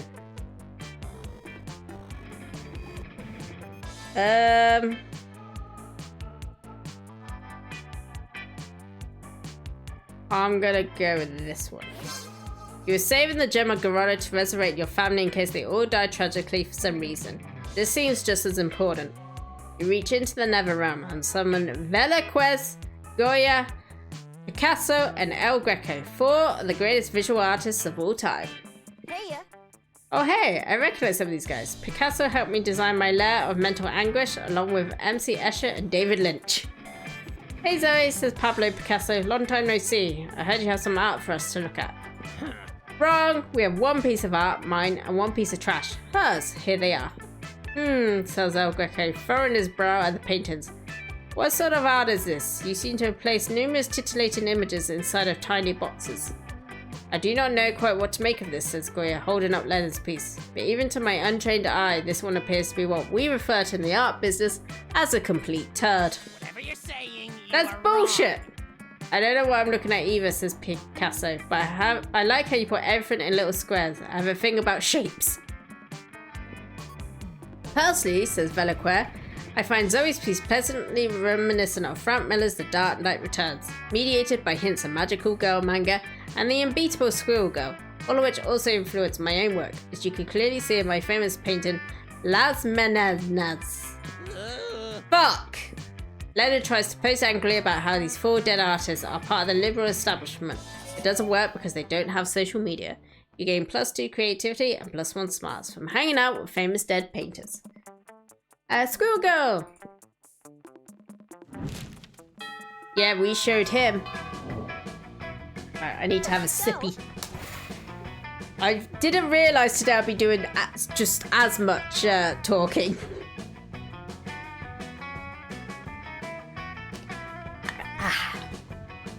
Smash! Right. How we doing? Let's do charm. That day, an epic dodgeball match takes place. Everything seems lost, but you deliver its inspirational speech that fuels your team's spirit, leading to a spectacular comeback. You're clearly a natural-born leader. You gain +2 charm.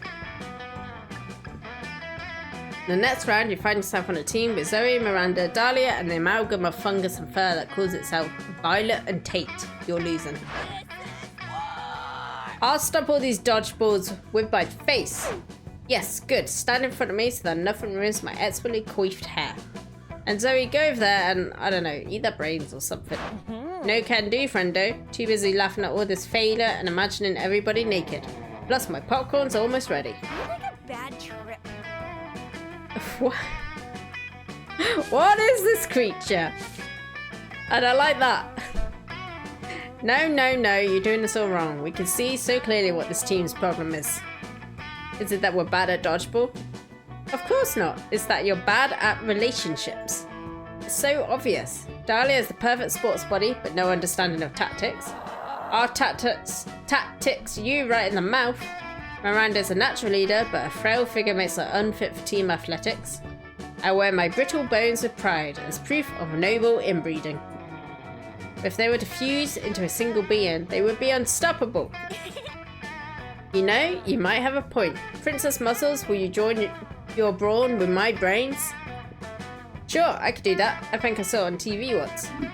Time seems to freeze as Dahlia and Miranda spontaneously burst into dance. They gyrate, sashay, and pirouette towards each other until Dahlia picks up Miranda and puts her on her shoulders. Love is in the air.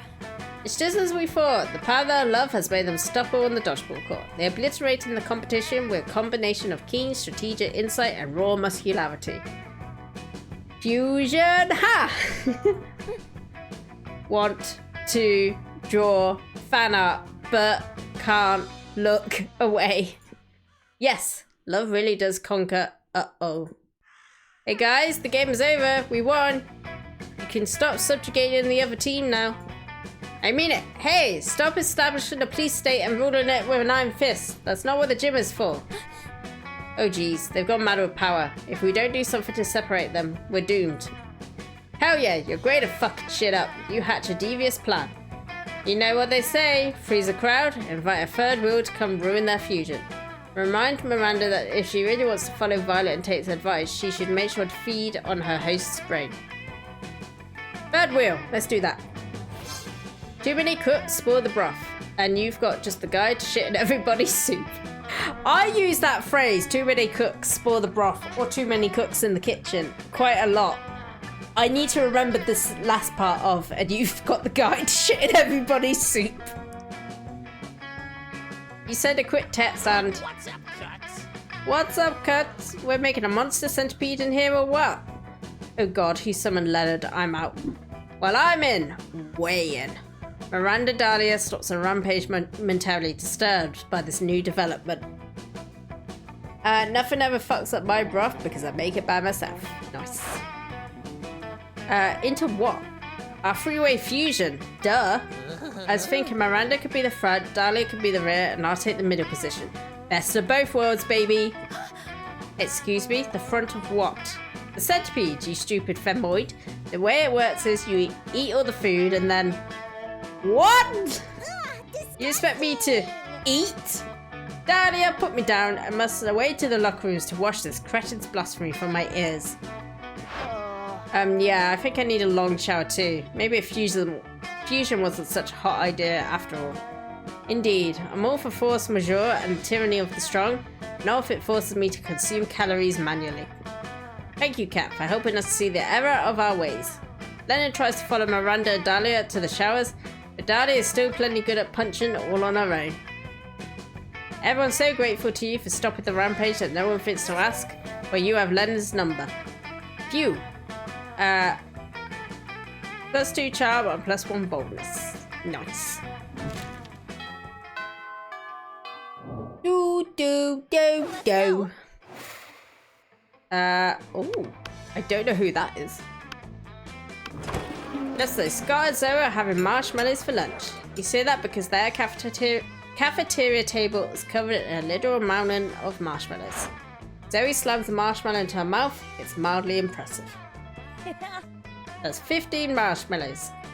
Scott stuffs 6 marshmallows into his mouth at once. It's slightly more impressive. Oh yeah? Well, I'm at chew. I'm the chew king of the marshmallow. I think that was 33. I didn't want to have to do this, but you leave me no choice, rival. Zoe begins to glow purple and convulse. Her tentacles swell. You smell death itself. Ancient chaos, doomed to world. Sacrifice. A cloud of marshmallows rise up into the air, and Zoe's countless mouths all open with an infinite hunger. All of the mallows fly into Zoe's gaping maws. Cafeteria windows open up as all marshmallows in a 50-mile radius are summoned to their doom. It's unspeakably impressive. That has to be cheating. I think that has to be cheating because she takes all the marshmallows within a 50-mile radius. How many marshmallows is that going to be? Wow! Hey, no fair. If I counted correctly, I'm now eating 13,666 marshmallows exactly, which means I win. Not cool. Wait, that is like very not cool. You can't use more than one mouth during an eating contest. It's cheating. And I would know because I used my hands at soccer one time and I still feel bad about it. This is why I love Scott. He is adorable. No way, I didn't cheat. The validity of this impromptu marshmallow match is my whole reason to live. My whole reason to not destroy this amazing marshmallow-filled planet. Quick, referee this athletic dispute before the whole planet is destroyed. I'm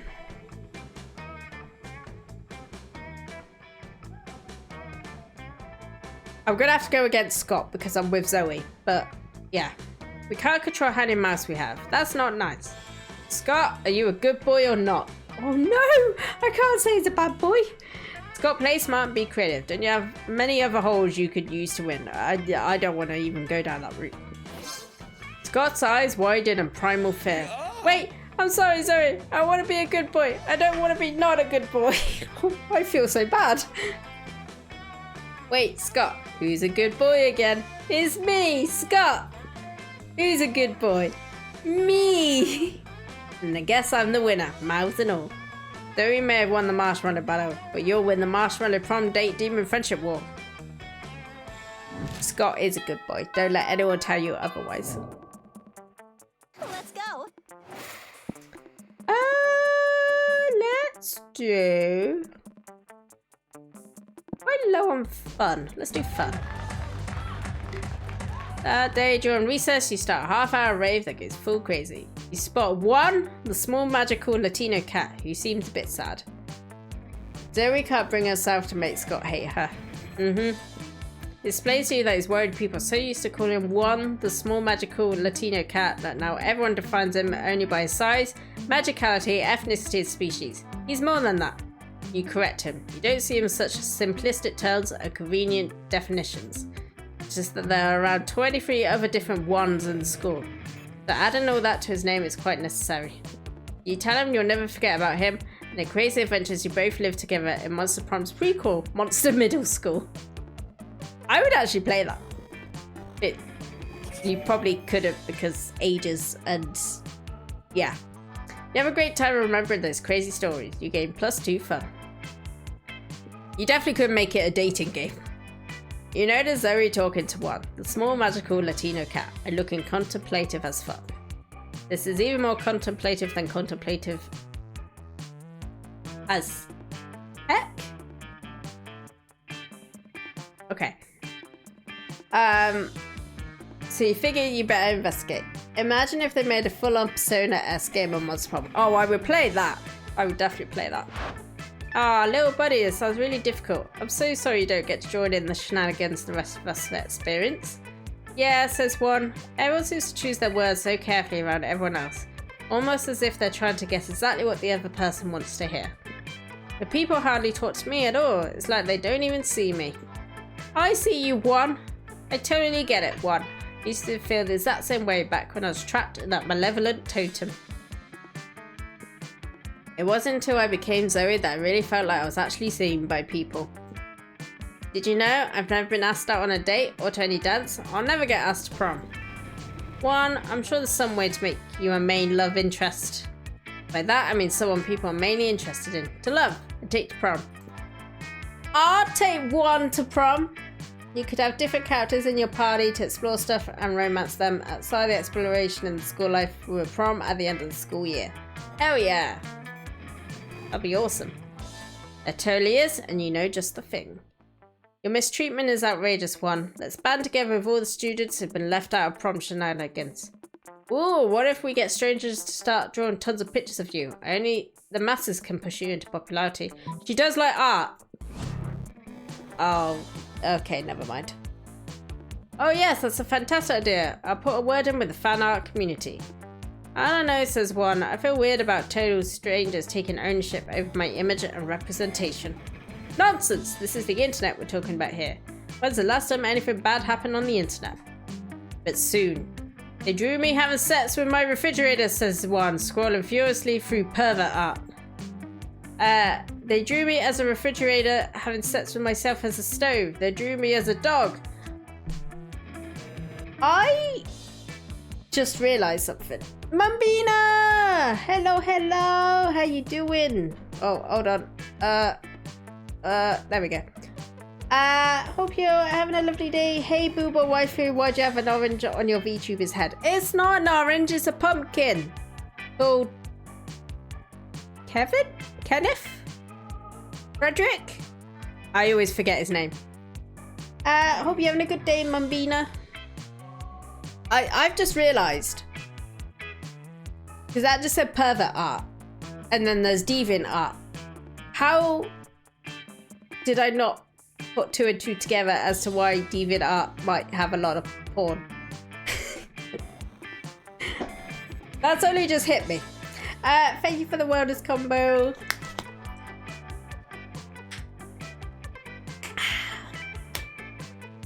Hoi! Stretch! Okie dokie. You know what it's like for a small magical Latino cat to be drawn as a dog? I wish I never even heard of Prom. I'm 100% pervert. I need more ecchi animes. I agree. I agree. You know what else just hit you? What? What just hit me?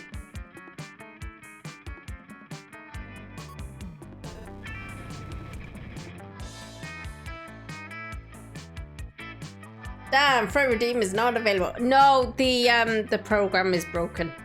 So I've had to leave it for a little bit. But I will imagine that I get hit. So hold on. Whoop. There we go. The power of imagination. One bursts into tears and scampers away. Zoe blames you since this was all your idea. And also you were the one who drew one as a dog, which you would never admit to anyone. But I know because I'm omnipotent, so I'm taking -2 fun and 1 smarts from you, jerk. Aww. Redeem wellness combo. Let's go. What?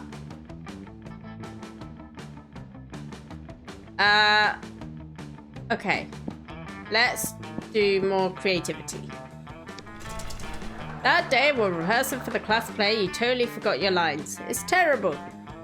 You don't let that get you down. You start improvising all your lines.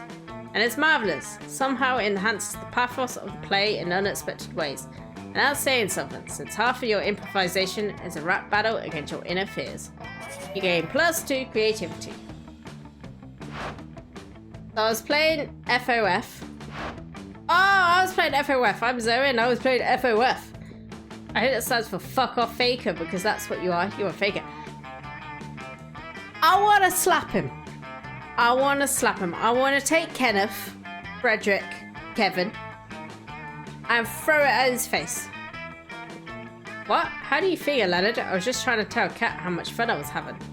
Being a fake gamer girl. Ah! I didn't realise I'd do it for free. Mooney just threw something at the door and scared me. Or at least he didn't hit me. That's the main thing. Being a fake gamer girl. Threw something at her door. Being a fake gamer girl, because if you're a real gamer girl, you wouldn't need to talk about how fun games are. You would just be playing them. A real fan doesn't go around shoving their fanness in people's faces. That's just what girls do because they're just doing it for attention. Thank you. Thank you, Mooney, for scaring the life out of me. Leonard, literally all you do is try to prove that you're a real fan. You're the one who interrupted this perfectly normal conversation. Trivia time! Where's my trivia book? Oh no. Where's my trivia book? Hold on. Ah! Oh, not in that drawer. There it is. I found it, everyone. I found it. We're all good. I've lost my bookmark though. I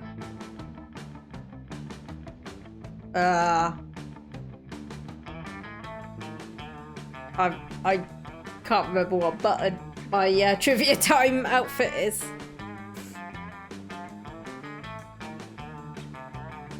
Trapjaw ants can close their jaws with such force they catapult themselves through the air. I would love to watch that. Good night, Meadow. Hope you have a lovely sleep. And yes, I hopefully will see you again on Friday. I will possibly doing Dark Pictures, which I know you're not into those games. Don't worry if you can't make that one.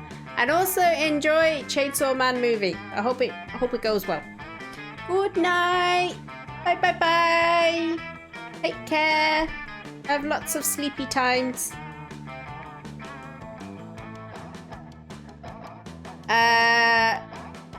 Good night, can't see you around. Thank you. Bye bye bye. Good night. Fake conversation, Leonard. Fake Leonard. No, wait, real Leonard. Girls are the fake ones. So you saying there are no real gamer girls? I thought I had met one once. She wasn't like all the other girls. Right up until she was, when the bitch friendzoned me and went and did some asshole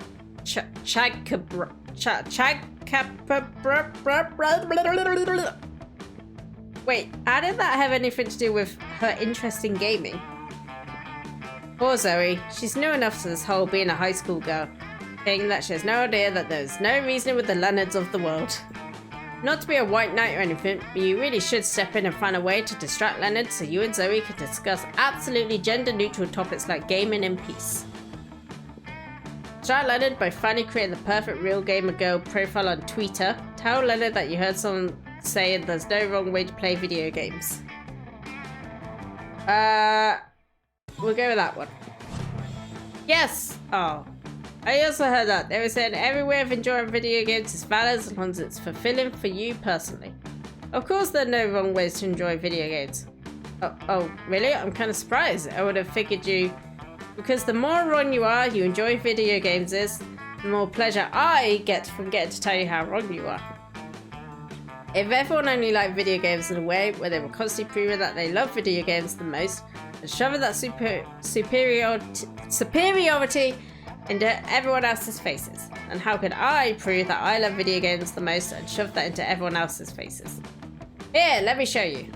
He does, and it's so awful that you lose -3 charm. You and Zoe never even get to finish your conversation. Lame. Fuck you, Leonard. Taking my charm away. Let's go. Let's go indeed. It's not like Zoe and Miranda aren't always the perkiest of girls, but they seem extra perky as they skid around writing things down in notebooks. Doubtless you're admiring our great work, Kat. You see, we are now food critics. Zoe has hired me for a magazine, totally a real food magazine. It's an honor to have you on board, Your Highness.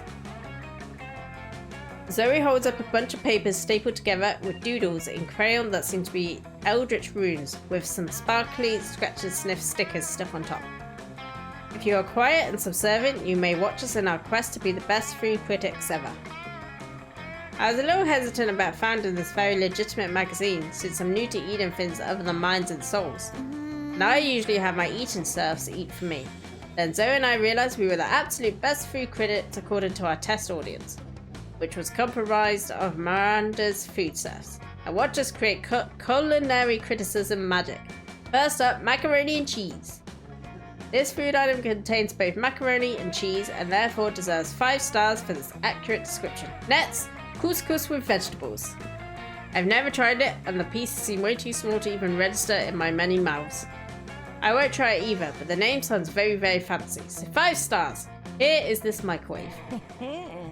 Yes, this is very shiny and very cubit shaped, which are both good qualities for food. 5 stars.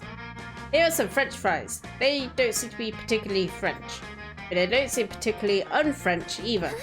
Oh dear, how will we ever determine their Frenchosity? Phush, easy, that's your speciality.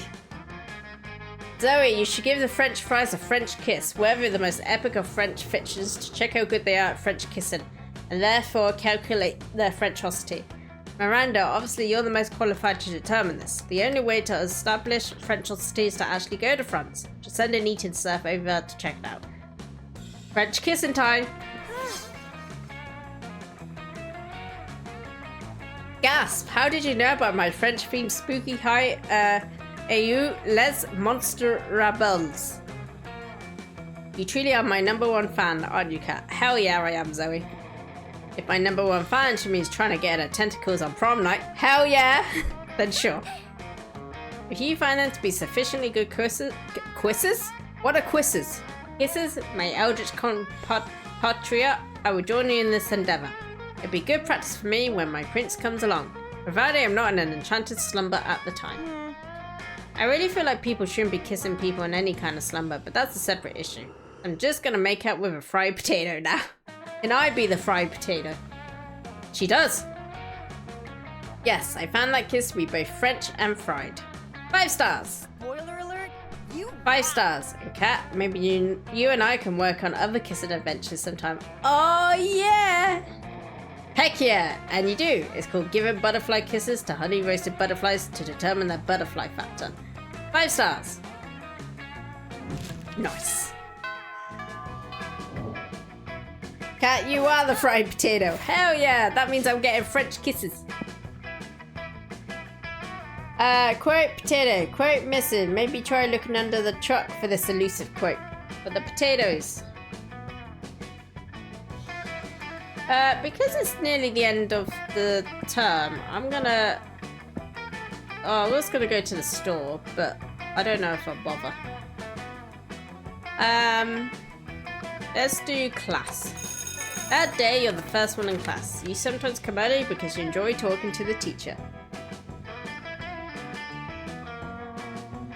Not aiming for something new, so go for another quote. Quote potato, a bit of grinding, then we're good to do the fuckings. There we go. He's a bit better, but a bit bitter, but in a cool way. He treats you like an adult, and the two of you discuss life and stuff in a very snarky way. Look at you, excelling at cliched movie tropes. You gain +2 smarts and +1 valuable life insight that will help you face the difficulties of being young. Another day of class, another seemingly arbitrary group project given by Mrs. the Loch Ness Monster.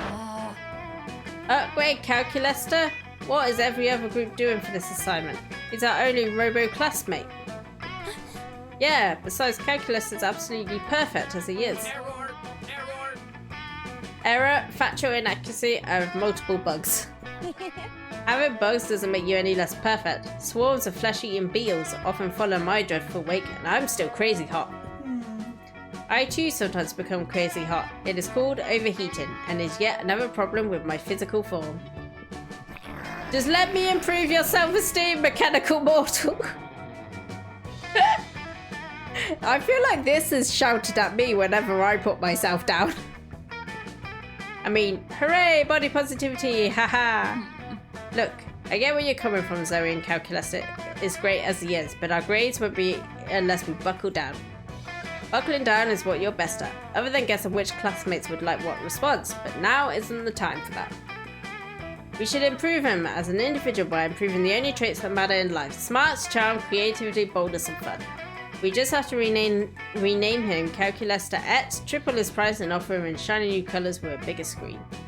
Let's do that one. Yes, of course! In immersing myself completely in Spooky High, I've quickly come to realise that traits like honour, nobility, empathy, and logic have no place here. Boy, girl, and cat called it, Calculester. Let's farm those stats. Well, we're already in class, so that's 1 smarts for Calculester, right? All we have to do is finish this assignment, which we'll do by getting him 1 smarts. Booyah! Next we should get some creativity by rehearsing for a play in the auditorium, and then we can get some boldness in the bathroom. Well, why would you get boldness from going to the bathroom? That makes no goddamn sense. Logic dictates that it requires absolutely no boldness for carbon-based life forms to fulfill basic biological functions. Yeah, that's what I was saying. However, fulfilling those same biological functions as a non-living entity requires a great deal of boldness. QED, bitches, to the bathrooms! Scamp off to the toilet zone, where Calculester takes the boldest artificial dump you've ever seen. I stand corrected. You tally up your results and it turns out you've collected 2 smarts, 2 creativity, and 2 boldness. You all split the proceeds and you end up with 2 smarts, 1 creativity, because math isn't a stat at this high school. Not a stat in my life either. Boo, boo, boo, boo. Right, let's do boldness. That day you visit the bathrooms to take a number 2. Don't worry, there won't be an illustration of that specific moment. Thing is, you make one of the boldest decisions in your life. You don't put paper on the toilet seat before using it. Look at you, you crazy bastard. You gain 2 bonus and probably 1 staphylococcus with a slight chance of 1 STD. Damn. You're washing your hands when you can't help but overhear Zoe, Miranda and Polly chatting in one of the stalls. Oh my god, yes, Derek the Wereslug is thick! I put him in one of my fanfics and it was more than a little authorial insertion, if you know what I mean. Derek is, as you say, thick, but my more refined taste predisposed me towards Chelsea, the dapper succubus. Everybody wants to hump Chelsea. She's a succubus. That's how it works. You want to know who I like? Who do you like, Polly? Yeah, who? Tell us! You know that desk in Mr. Fishman's chemistry classroom? The one in the 3rd row, second from the left? Probably. What about it? I am thirsty for that desk. Check it out next time you got class in there. Tell me you wouldn't want to fling it around the room in a fit of ghostly rage. Polly's got a point. That desk is pretty built. It does have a certain refined quality because the leads are made of metal. Metal is literally refined. Oh yes, desk fuckers unite. Desk fuckers, but they're supposed to be you fuckers. You've got to concoct a scheme to get yourself to the top of their fuck it lists. Okay.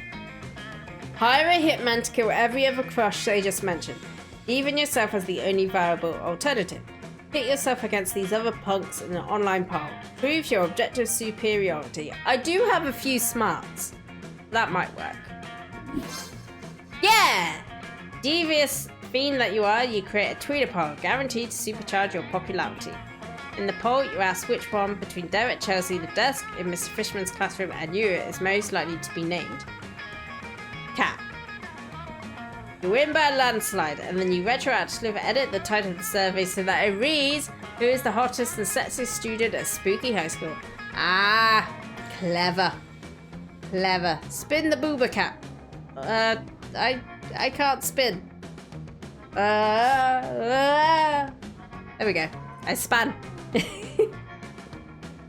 You head back to the bathrooms to check on the results of your clever scheme. What? What's this? Kat has been rated as objectively sexier than all of our hottest crushes.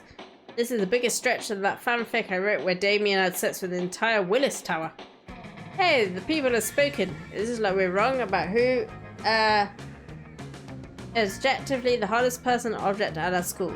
I should have said Jiggle the Booba. Jiggle. There we go. When the people in my kingdom speak, we usually just throw bread at them until they go away. That might work in your kingdom, Miranda. These aren't your subjects. These are people on the internet. They must be correct.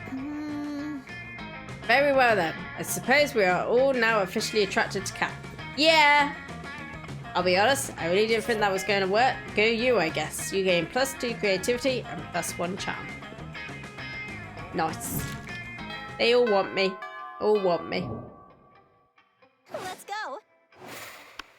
Alright, Zoe. You sit down with Scott and Zoe just as Zoe cracks open the Tupperware she bought for lunch. You're not sure what's inside, but it sounds like it's screaming. Gross. Whoa, Zoe, what are you eating? Is it pizza? I love pizza. Haha, no Scott, it's not pizza. I'm on a special diet where I only eat sanity. Ooh, sanity. I bet that's chock full of protein. Not really, it's mostly chock full of horror. Better fresh, but that's a lot messier. So when I come to school, I pack leftovers in this Tupperware instead. So smart, what does sanity taste like? Well, you know when you're sucking the marrow out of the ethereal bone fragments harvested from the carcass of a rival deity you've slain? I don't think I've ever eaten a rival deity. Do I have a rival deity? Is it fireworks? I hate fireworks! No, let's see. Have you ever drunk a child's tears filtered through its mother's severed scalp, while an orchestra plays timeless melody on instruments of flesh? I've had pizza. Is that close? Meh. Not really. It's more like cashews and shrimp. Ah! Oh, cool. I knew it was high in protein. Can I try some? Can I? Well, it's not really for mortals. But Scott looks so excited, you've got to figure out a way to resolve this situation. Scott, sanity is extremely high in cholesterol. Why don't you just eat some cashews and shrimp smothered in this malignant insanity hot sauce I brought? What if Scott uses this crazy straw? Oh no, cholesterol, the original C word. Also, eating sanity would cause your brain to invert, mutilating it like a thumbless chimpanzee angrily peeling an orange. That sounds sort of bad too, but what I'm really worried about are my arteries. Cashew me, bro! You happily oblige. One cashew, shrimp, and weaponized hot sauce cocktail coming right up. Oh wow, this food is like a tiny crime scene. Down the hatch. That's a lot of hot sauce, Scott. Are you sure your mortal mouth can... Oh, bro. My mouth exploded! It caught on fire and it exploded. No more mouth for Scott. No, Scott, I can still see your mouth. But I can't see my mouth. And whose mouth is it supposed to be? Mine? So if I can't see it, it's not real. Okay, dude. Sorry, can't talk. My mouth exploded, so I don't have a mouth anymore. I love him. I love him so much. Scott sits quietly for the rest of the lunch period, growing progressively redder and sweatier, while you enjoy a nice time with Zoe. Nice. Let's go. Right. Let's do creativity. Let's finish it off with +2 creativity if we can. So we get to 20. That day, while rehearsing for the class play, you are struck by the lightning of inspiration. You come up with the ultimate nickname for yourself. You tell everyone to call you by it, also known as one of the 7 most douchebaggish moves in the world. But the nickname is so awesome, inventive, and appropriate that people decide to go with it. Quite the feat. You gain +2 creativity. We the devs dare you to actually come up with a nickname for yourself and ask the other players to call you by that name until the end of this run. Okay guys, you need to come up with a nickname for me that's douchebaggy apparently. But be careful, only Twitch friendly nicknames.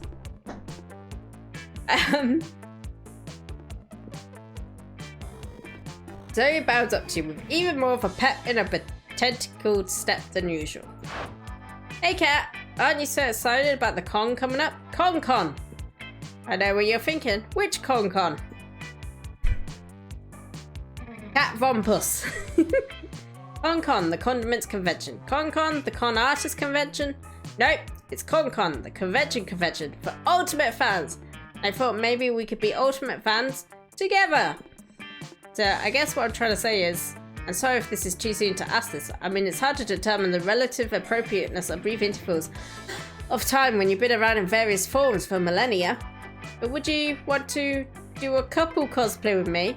I mean, if you could think of a good enough pairing. Hell yes! Hell yeah you would, and you know the most perfect couple cosplay pairing ever. You suggest Naruto and Garfield?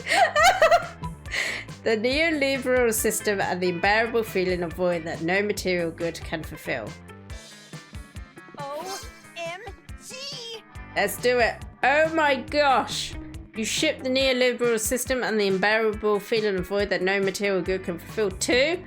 They're like my ultimate OTP. I honestly, oh my god, you don't even know the amount of beautiful, intense, gorgeous tension between the neoliberal system and the unbearable feeling of void that no material good can fulfill is so palpable. And then when they finally kiss at the end of Eternal Love Summer Camp, my heart just melted. Cute little necklace the neoliberal system made for the unbearable feeling of void that no material good can fulfill for their anniversary. That's such a great suggestion, Kat. I'm gonna go get to work on the wings right now. The wings? You're really good going to have to reread some of those. The neoliberal system, the unbearable feeling of void that no material good can fulfill fix to get the costume right. Wait! Which are you even going as? And which one is Zoe? Which one has wings? Worry about that later. For now, just take +2 creativity and +1 fun. Monster Prom draws near. Zoe! Zoe in. Let's go. Let's do it. Hopefully I've done enough.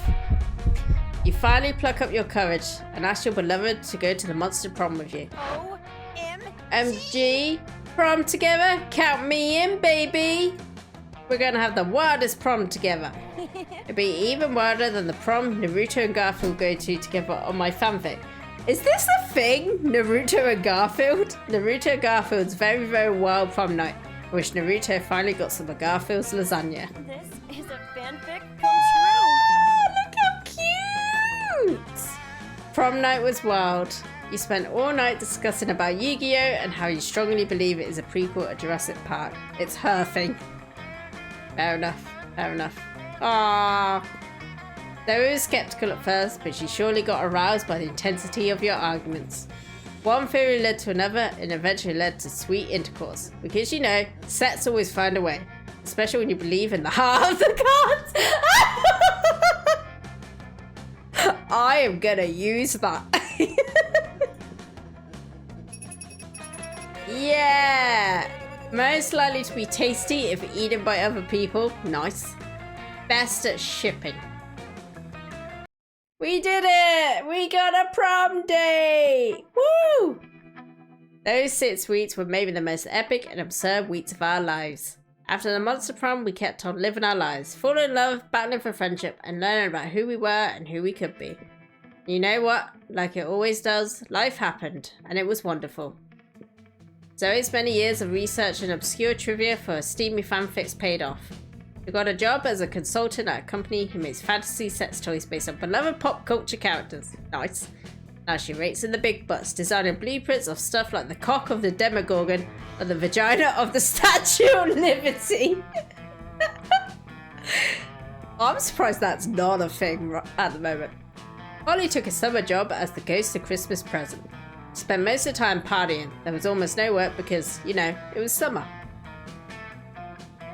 Too bad you can't pick Damien. Would have loved it if you could get Dahlia's prom date while playing him. Yeah, I would like to actually play as these characters, like, actually as them.